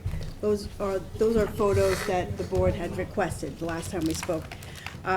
Located on the southeast corner of the existing residence, as well as an existing wood deck and steps on the southwest side of the residence, as part of a pending application for a zoning variance for the installation of a new swimming pool. To be located on the northern side of the property, south of a previously approved detached garage that has not yet been constructed, with a proposed storage area above it. The garage received a variance almost a year ago today, on April 7th of last year. That was decision 022034, which granted relief from section 33034, from Sagamore Road for road frontage of 40 feet where 60 feet is required, from the TP Street side for front yard setback of 31 feet where 60 feet is required. So that decision was granted with conditions that the existing concrete patio and wood deck and fencing be removed or relocated with a building permit or prior to the issuance of a certificate for the garage. So during the initial discussion that we had for the variance for the swimming pool, which is also proposed at the same setback as the garage that was previously granted at 31 feet from TP Street. The board requested further discussion of these conditions regarding the concrete patio and the deck and the fence. The property is located in RWB zoning district and is burdened with 3 front yards, one being Sagamore Road, the other being TP Street, and it's also fronting on Abe's Cove waterfront. There's a little What's feedback going ominous? on. Is she okay? I was gonna say, is she all right? I think that looks I like. think it's frozen. It's frozen. Yeah, I hope so. yeah. Okay. You say so. Well, It's like something out of an exorcism movie. That's her computer. yep, okay. She's back. All right, okay. Oh, phew. That's much better. You okay, Helen? Yeah, I had a momentary moment in the computer, but I'm okay. Okay. As long as it wasn't you. It's a little crazy. I heard everything, Becky. Good, Okay. okay. So the property is also located in a FEMA flood zone, and it's subject to flooding during abnormally high tides and storm events. So the majority of the surrounding parcels are residentially developed, except for the adjacent marina, which wraps around, actually in front of the parcel across Abe's Cove. So at the time of the garage variance discussion, which I listened to today, which was in February of last year, the former owner's attorney noted to the board that the concrete patio existed for a long time on the southeast side, and he showed photos of it.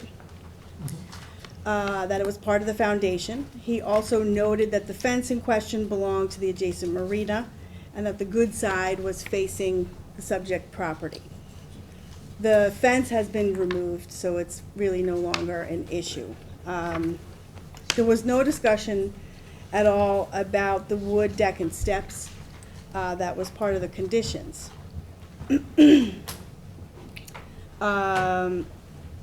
And that deck provides a necessary second form of egress that's required per FEMA to the residents, because it's elevated. It's really a one-story residence, so that's the only living space. And you need 2 forms of egress, one being the front side on the roads, and this deck is the second form of egress. So, at the decision approval, which was a year ago, there was no discussion of any of these items. It was just that the decision was approved. So I'm not sure in my review of that if it was something that was written by the building inspector in her notes, and that just carried through to the decision, because there really was no actual discussion by the board, it seemed, at least in what I saw of the last main hearing on this, and then the decision. Did you look at the file? No. That's If it was building inspector notes, it would likely be in the denial, right? Well, Marge carried through everything that she had written for the garage onto this application, so that's why it was noted again in my No, I'm saying stuff. for the first variance that you didn't represent them for, did the notes from the building department say all the things about the concrete and the deck and all that other stuff? To my knowledge, yes, because my discussions with Marge were she had referenced that initially in the garage But variance. that's why it was the condition of the last variance. Right. Yeah. So it's not arbitrary that, I mean, you're making it sound like that's arbitrary. No, what I'm saying is that I don't know that there was an actual discussion about it. I think that Wayne Bruin, who was representing the former owner, who is not my client right now. Right. Showed photos, and it was kind of like Yeah, he was like, whatever you say. not I'm really not a asking discussion. Yeah, I'm not asking for relief Right. for it, I'll do it. Right. Yeah. That it was either, Yeah, but I mean, most of the time, if we have a condition in a decision, it's usually Yeah. something that is agreed upon by the applicant. Yeah, I mean, if you're saying you need Whether things, it's- I mean, do you have stuff that says you have to have those for egress, other than you just saying that? I mean, why? I met with Sean McDermott, and I did write that in my prior letter submissions, that I had meetings with the chief building inspector, that it's necessary to have the wood deck and steps. You need a second form of egress to the house, so that the deck is really necessary in order to actually have Yeah. legal egress to the house Yeah. for FEMA. What was concerning to us, and this was at our hearings, was that this condition was there, and that the condition hadn't been met, and we were now had a new application. Right. So I understand you've given us some, you're gonna go over the new information that you have, that basically the reasons why, dealing with this now in terms of satisfying the condition would be, well, I believe you're looking to have us vacate that essentially. Yeah, well, not necessarily. I think. Well, okay. I guess I'll finish my speech. Okay. Bless you. Bless you. So, upon further looking into the structures that were in question with the building department, it was determined that in order to legalize them with proper permits, that variances were needed. The concrete patio and deck was altered by the last owner, the 2TP LLC, by removal of some of the concrete blocks that were serving as basically the railing. Right. So he took that down. Because you can kind of see in these photos that I submitted that there's kind of a seam here. This seam represents the foundation. Above that is what was utilized essentially as the railing for the patio that's within that foundation area. Right, and there's new windows and a lot of that cinder block was removed. Yeah, so he removed, I think we had that in our decision, right, that happened? Oh, never mind. Keep going. I'm not sure. Okay, so that's basically what he did, is he removed some of that, and he installed wood decking over the concrete patio was in not great shape, so he put wood decking over it, and he installed the wood and cable railings. And that's it. So the patio / deck, we'll call it now, is part of the original block foundation for the residents, and that was discovered in the town records that was submitted to the board in prior submissions that I did this winter. That was dated June 13th, 1968. It was a foundation plan. The CO for the property is actually for the relocation of the house onto a new foundation. And that's the foundation plan from 1968, which shows the outline of this portion of the structure. Doesn't call it out as anything, but it shows the same outline of the structure. Can I ask a quick question? Yes. So looking at this, these were pictures taken May 27, 2021. Yes. These were taken February 10, 2023. So this is the structure as it exists Yes. now. Mhm. When was this revision made? That was. Because my understanding was this is what it looked like the last time you were here. Or is that incorrect? That was the only photos that I had. Okay. So this didn't accurately That's reflect what probably- it looked yeah. like when we were here in Yeah, January. Exactly. Okay. Yes, it's probably looked like that, I don't know, for a year, I don't know. I have to say this We is posted better. the signs, but we didn't. This looks better. We didn't go back behind the house. Way better. Way better. Um, Okay. That's why I couldn't understand like remember I was having trouble with conceiving like what is Right. in there. Now I see what Right, it was. so we went It's back just a and deck. we took a look at it, we took these photos, Mhm. and Okay. this is what we had found. So, and the board had also asked for an engineer to take a look at the foundation. So my client hired Steve Maresca, who's a local engineer, to take a look at it, and his statement, which we submitted, I believe about a month ago, and should have been distributed to you. Yes, right here. It was. you Yes. have it, fantastic. Mhm. Which stated that the patio and deck area is an integral part of the structure's strength and foundation, and its removal would not only cause major disturbance to the home's foundation and to the site, but would leave the residents exposed to flood waters and wave action with a concave section of the remaining foundation, causing potential for weakness to the main structure. So basically, at the present time, we're seeking the condition, I don't know that we're seeking to remove that condition. I think that condition should have been further explored, because in order to legalize Daphne, those structures. You're asking for them to remove the condition. You're asking for variances for the Well, condition. well, what it was is that. How can they explore it if they're gonna grant variances? Well, the for it? condition was either to remove or relocate it. Okay, So which one are you gonna do? you can't remove them, and it's impossible to relocate them. So you're not gonna meet, I mean, I'm not saying it's unreasonable, but I'm like, don't say that you're Well, exploring. I guess what it should have been is that in order to legalize those structures, which is what the building department was seeking, You should ask for variances. that variances should have been requested Right. at that And- time. And at the last kind of go around with this, or maybe 2 times back, what I had indicated is that if we're gonna go ahead and decide to remove a condition, we have to have a justification from a licensed professional that what was in that condition is not viable. And that would be this. We now have it. Exactly. Yeah. And that's the inside of underneath that Yes. deck. Right, yeah. So to remove it, you would be You would be exposing the basement to jeopardizing the foundation. the exterior environment. Okay. Right. Yeah, so really, it's new information that was not received at the last hearing, making it impossible to right, comply, you know, With the condition. causing, major hardships. Which is exactly Yeah. what I had requested. Yeah. Yeah. But, and I didn't know whether you were gonna be able to have, to be able to produce that document, but if you were, then that's, you know, to Okay. me, Yeah. what would be a justification to So, remove the yeah. condition? You would destroy the integrity of the home. Right, exactly. basically. Yeah.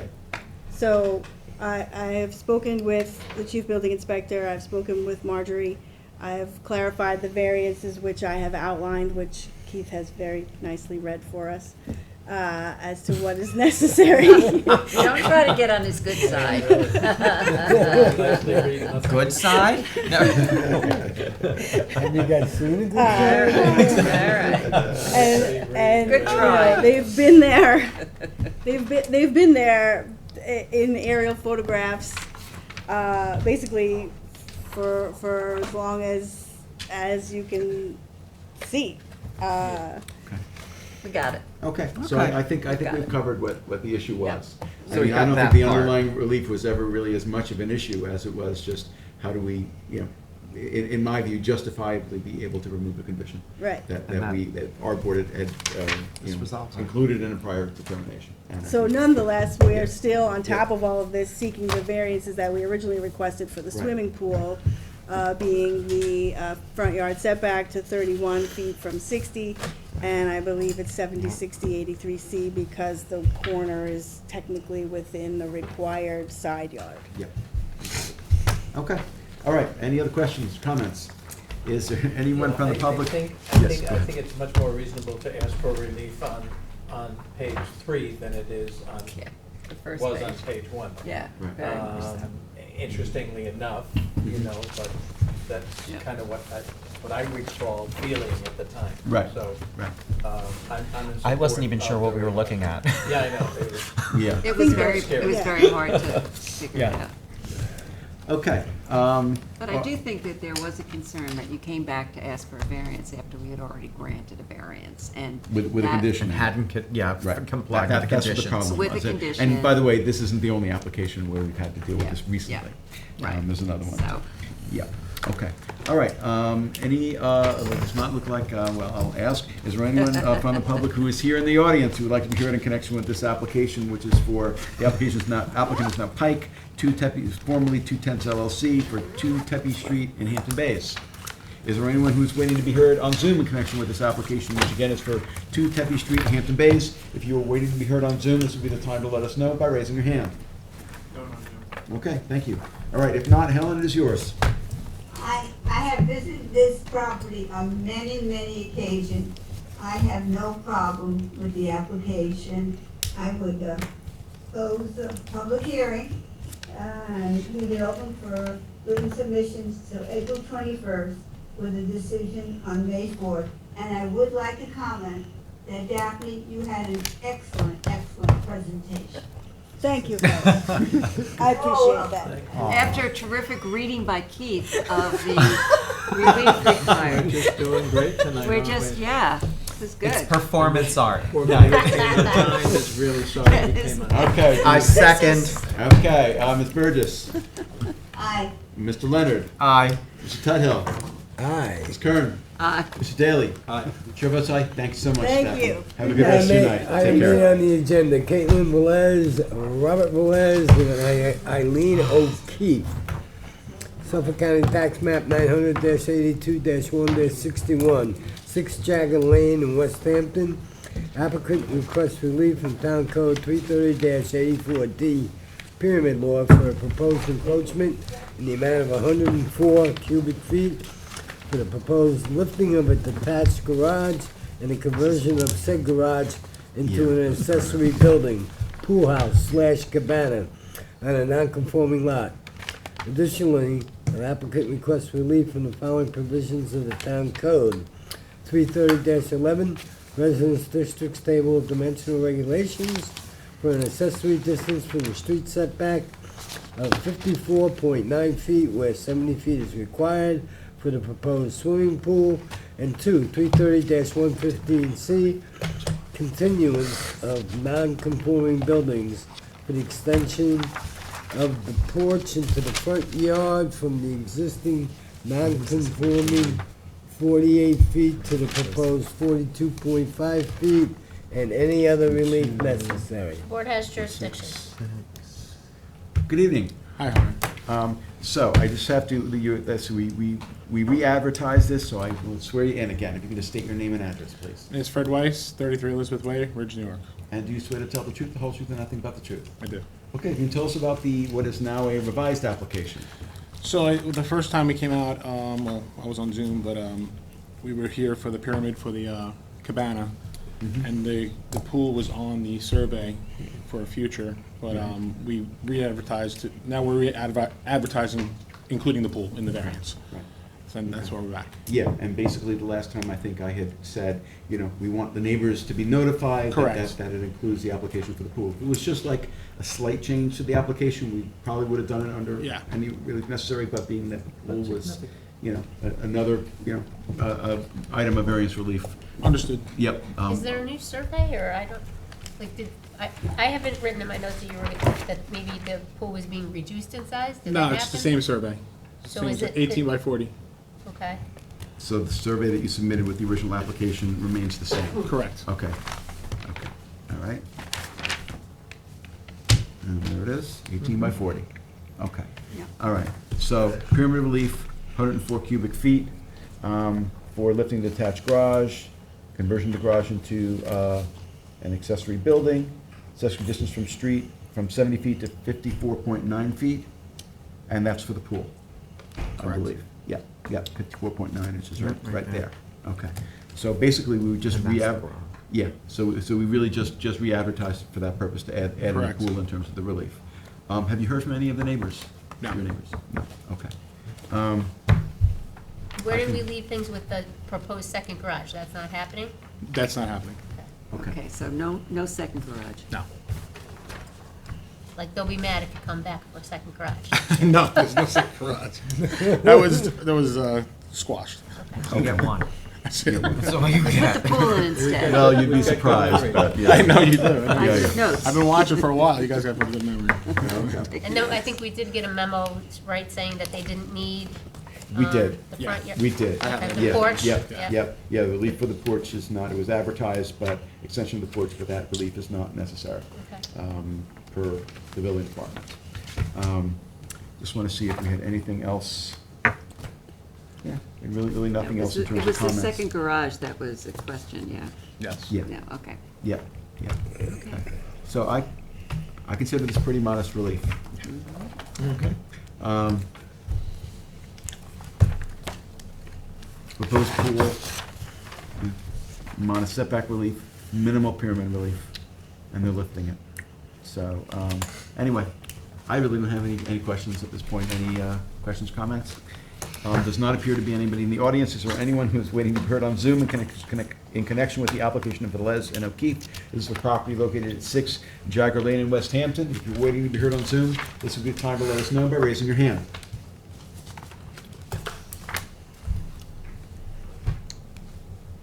Kevin? Anybody on Zoom? No. No? Thank you so much. Okay, if not, Bob has the lead on it. He's not here this evening, so I will make a motion to close the application, except for written submissions. The deadline for written submissions will be April 21st at end of business, and we will have a decision ready at our May 4th meeting. Second. Mr. Daly? Ms. Kern? Aye. Mr. Tudhill? Aye. Mr. Leonard? Aye. Ms. Burgess? Aye. Chair votes aye. Thank you for being here. Thanks a Thank lot. you for lasting this whole time. Me too. I knew it was gonna be last. It's just how it works. Wow, okay, well, I hope we entertained. No, it was good. Good. All right, thank you. Okay, let's get through this. Yep, there aren't that many. I've got one. Okay, you want to do Do you this want me to first? start? Yeah. Okay. All right, I have a decision in the matter of the application of Andrew Maffey.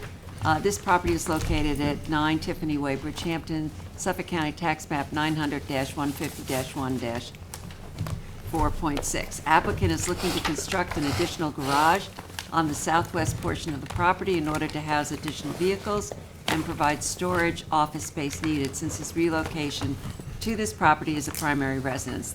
Property is burdened with 2 front yards, one on Tiffany Way and one on Mitchell Lane. The existence of 2 front yards necessitates the variance relief request to locate the proposed garage in the principal front yard and 30 feet from Mitchell Lane, as opposed to the 70-foot setback. The proposed structure will meet all other dimensional regulations for R40 zoning with a total lot coverage of 14.1%. Zoning Board of Appeals finds in this instance applicant has established it's entitled to the requested variance relief in that the benefit to the applicant outweighs the detriment to the health, safety, and welfare of the neighborhood and meets the 5-part test set forth in Town Code and New York State law. In particular, the benefits sought by the applicant cannot be achieved by some other method feasible to pursue, given the burden of 2 front yards. Therefore, this board grants relief from the following provisions of the Town Code for the proposed garage. 1, Town Code Section 330-11, Residence Districts Table of Dimensional Regulations for an accessory front yard setback of 30 feet where 70 feet is required from the westerly property line, Mitchell Lane. And 2, Town Code Section 330-76D, Placement of Accessory Building Structures and Uses in all districts, and Town Code Section 330-83C, Yards, to allow the garage to be located within the required front yard for the principal building, as shown on the survey prepared by Borilski Land Surveying, updated May 24, 2022. This decision is conditioned upon the applicant and all subsequent owners of the property maintaining vegetative screening on the rear and front Mitchell Lane property lines, and upon there being no sleeping and/or cooking facilities in the proposed building. Grant of the foregoing relief is also subject to the conditions of such other permits as applicant has heretofore acquired or may otherwise be necessary for final approval. Second. Ms. Kern? Aye. Mr. Leonard? Aye. Mr. Tuttle? Aye. Mr. Daly? Aye. Ms. Burgess? I, Chair votes aye. I have three. First is the application of the Babinski Trust. This is for property located at Suffolk County Tax Map Number 900-103-243. This application is for property located at 280 Mecox Road, Watermill. Applicants request a variance for the size of an accessory apartment that was created by converting a recreation structure without the benefit of a building permit. While this board does not condone construction done without approvals, it does find that this application passes the standards set forth in New York State Town Law and the Town Code. Therefore, this board grants relief from Town Code 330.11.2G special standards to legalize the conversion of an existing detached recreation building into an accessory apartment without the benefit of a building permit, where the accessory apartment is 37.5% of the total floor area of the principal dwelling, where a maximum of 35% is permitted, as shown in the survey prepared by the Rayner Group, last revised May 3rd, 2022, and the plans prepared by architect Darren John Helgeson, last dated March 15, 2023. Grant to the foregoing relief is subject to such other conditions and permits as applicant has already acquired or may otherwise have to acquire for final approval of the subject premises. Second. Mr. Tudhill. Aye. Ms. Kern. Aye. Ms. Daly. Aye. Ms. Burgess. I, Mr. Leonard. Abstain. Chair votes aye. I next have a decision in the matter of the application of River Rock Structured Capital LLC. This is for property located at Suffolk County Tax Map Number 900-115-18. This application is made by neighbors of property located at 186 Crescent Avenue, Watermill, to challenge the issuance of certificate of occupancy number C220149, issued May 17, 2022. Ordinarily, when asked to review a determination, the board considers the merits de novo pursuant to New York State Town Law, Section 267B1. However, in this instance, the board is first guided by the principle of res judicata, since both the applicants and counsel, and the property owner and counsel appeared before this board previously when variances were granted for the premises on February 4th, 2021, after 1. Multiple hearings, 2. A decision on August 20th, 2020, 3. The reopening of the record to take additional testimony and for a referral to the Suffolk County Planning Commission, and 4, a subsequent decision in 2021 which supersedes the 2020 decision. At that time, the same parties, applicants here, and counsel appeared in opposition to the requested variances, making many of the identical arguments that they allege today, namely that the square footage of the dwelling and carriage house combined exceed 15,000 square feet, and that there was a seasonal use restriction on the existing cottage that is not attached to the carriage house. Finding these assertions wholly unpersuasive at the time, the board elected to grant variances without conditions, and this well-reasoned, thorough decision will not be disrupted or reopened at the whim of the applicants. Even a cursory review of the 13-page decision from 2021 reveals the amount of testimony devoted to the size, use, and configuration of the buildings and structures on the premises, including assertions that the total square footage of the dwelling and carriage house combined exceed 15,000 square feet. Since the board granted variances for a dwelling that is as large as is permitted in the town code, and also allowed for the conversion of an existing cottage into an approximately 1,661 square foot carriage house, which complies with the provisions of the size of a carriage house that permits a maximum of 3,000 square feet, this quasi-judicial board will not re-adjudicate these arguments. Counsel for the applicants asserts that res judicata does not apply since the board did not render a final adjudication on the merits of these arguments, and actually went out of its way to say it was not ruling on the issue of a GFA variance in footnote 1 of that decision. This board disagrees. Footnote 1 of the decision states that the property owner applied for and then withdrew the request for several variances, including one for the size of the dwelling to exceed 15,000 square feet. As such, and as aforementioned, the board, noting in its decision that the dwelling will not exceed 15,000 square feet while simultaneously granting variances for the conversion of the cottage into a carriage house, rendered a final adjudication that the buildings combined are permitted to exceed 15,000 square feet, though the principal dwelling itself could not. Likewise, applicants' seasonal use argument regarding the cottage ignores not only the fact that the building permit that references the limitation was issued prior to the variances being secured based on a pre-existing cottage, but more importantly, that once the variances were secured in 2021 for its conversion, there are no seasonal restrictions on carriage houses, nor are there any restrictions articulated in the decision. To that end, not surprisingly, this very argument was made by counsel for the applicants previously, was dismissed by this board, and was finally adjudicated by the granting of the variances for the conversion of the cottage into a carriage house. Since there has been no additional change in circumstances, nor has there been any substantial change in order to warrant reconsideration, counsel for the applicants maintains that the board should instead reopen the decision to correct itself. Again, this board disagrees. Applicants have had multiple opportunities to present their arguments, and this board is not persuaded that its 2021 decision should be modified or overruled, nor should the certificate of occupancy be disturbed simply because the applicants now seek to bolster arguments that were previously made and dismissed. As it relates to applicants' assertion that the certificate of occupancy should not have been issued since the size of the main house alone exceeds the 15,000 square foot town code limitation, this board review is de novo. As proof that the house exceeds this threshold, council, 1, submitted town tax assessor reports, 2, alleges that the building department used the wrong plans in issuing the certificate of occupancy, 3, alleges that there is no evidence that the building department actually went and measured the as-built structure, and 4, submitted photographs from April 2021 of areas of the house that were allegedly converted into habitable space. This board finds the aforementioned facts and evidence to be both speculative and insufficient to establish that the dwelling exceeded 15,000 square feet at the time the certificate of occupancy was issued. Applicants cannot sustain a challenge to a certificate of occupancy based upon whether they are satisfied with the building department's review and/or inspections, nor are photographs taken a year before the certificate of occupancy was issued persuasive evidence to revoke said certificate.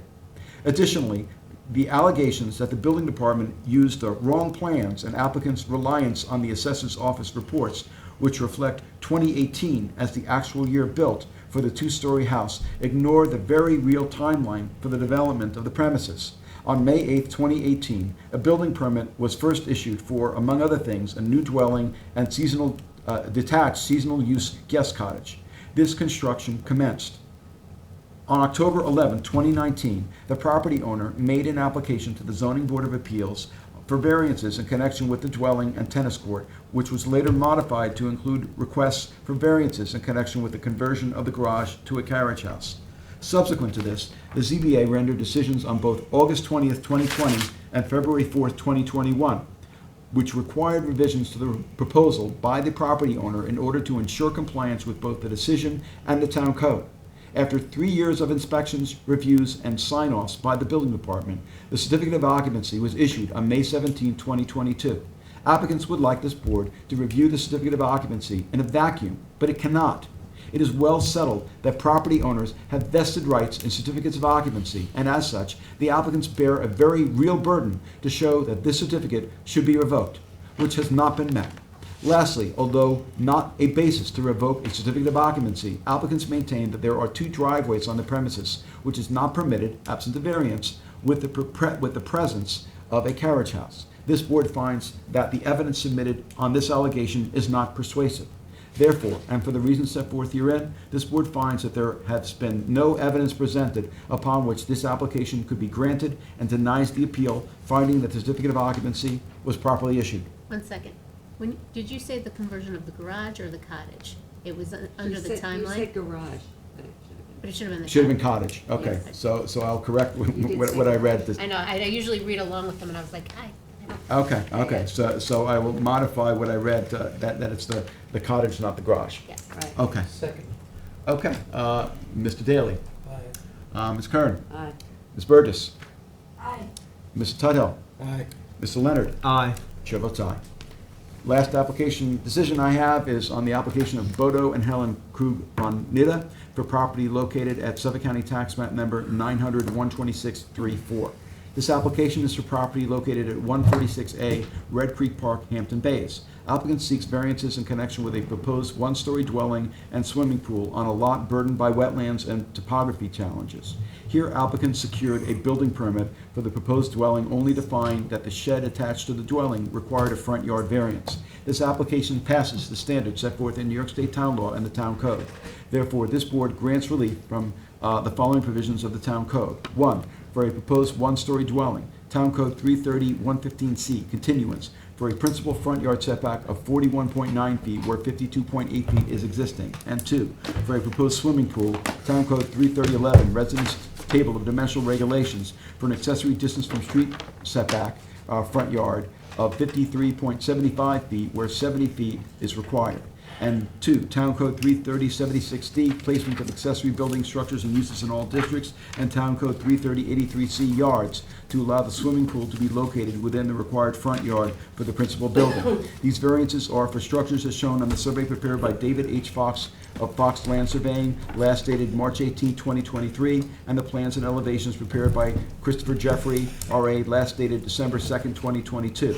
Grant of the foregoing relief is subject to such other conditions and permits as applicant has already acquired or may otherwise have to acquire for final approval of the subject premises, including the relocation or removal of the gazebo, frame shed, and any fence over 4 feet in height prior to the issuance of any certificates for the dwelling. Second.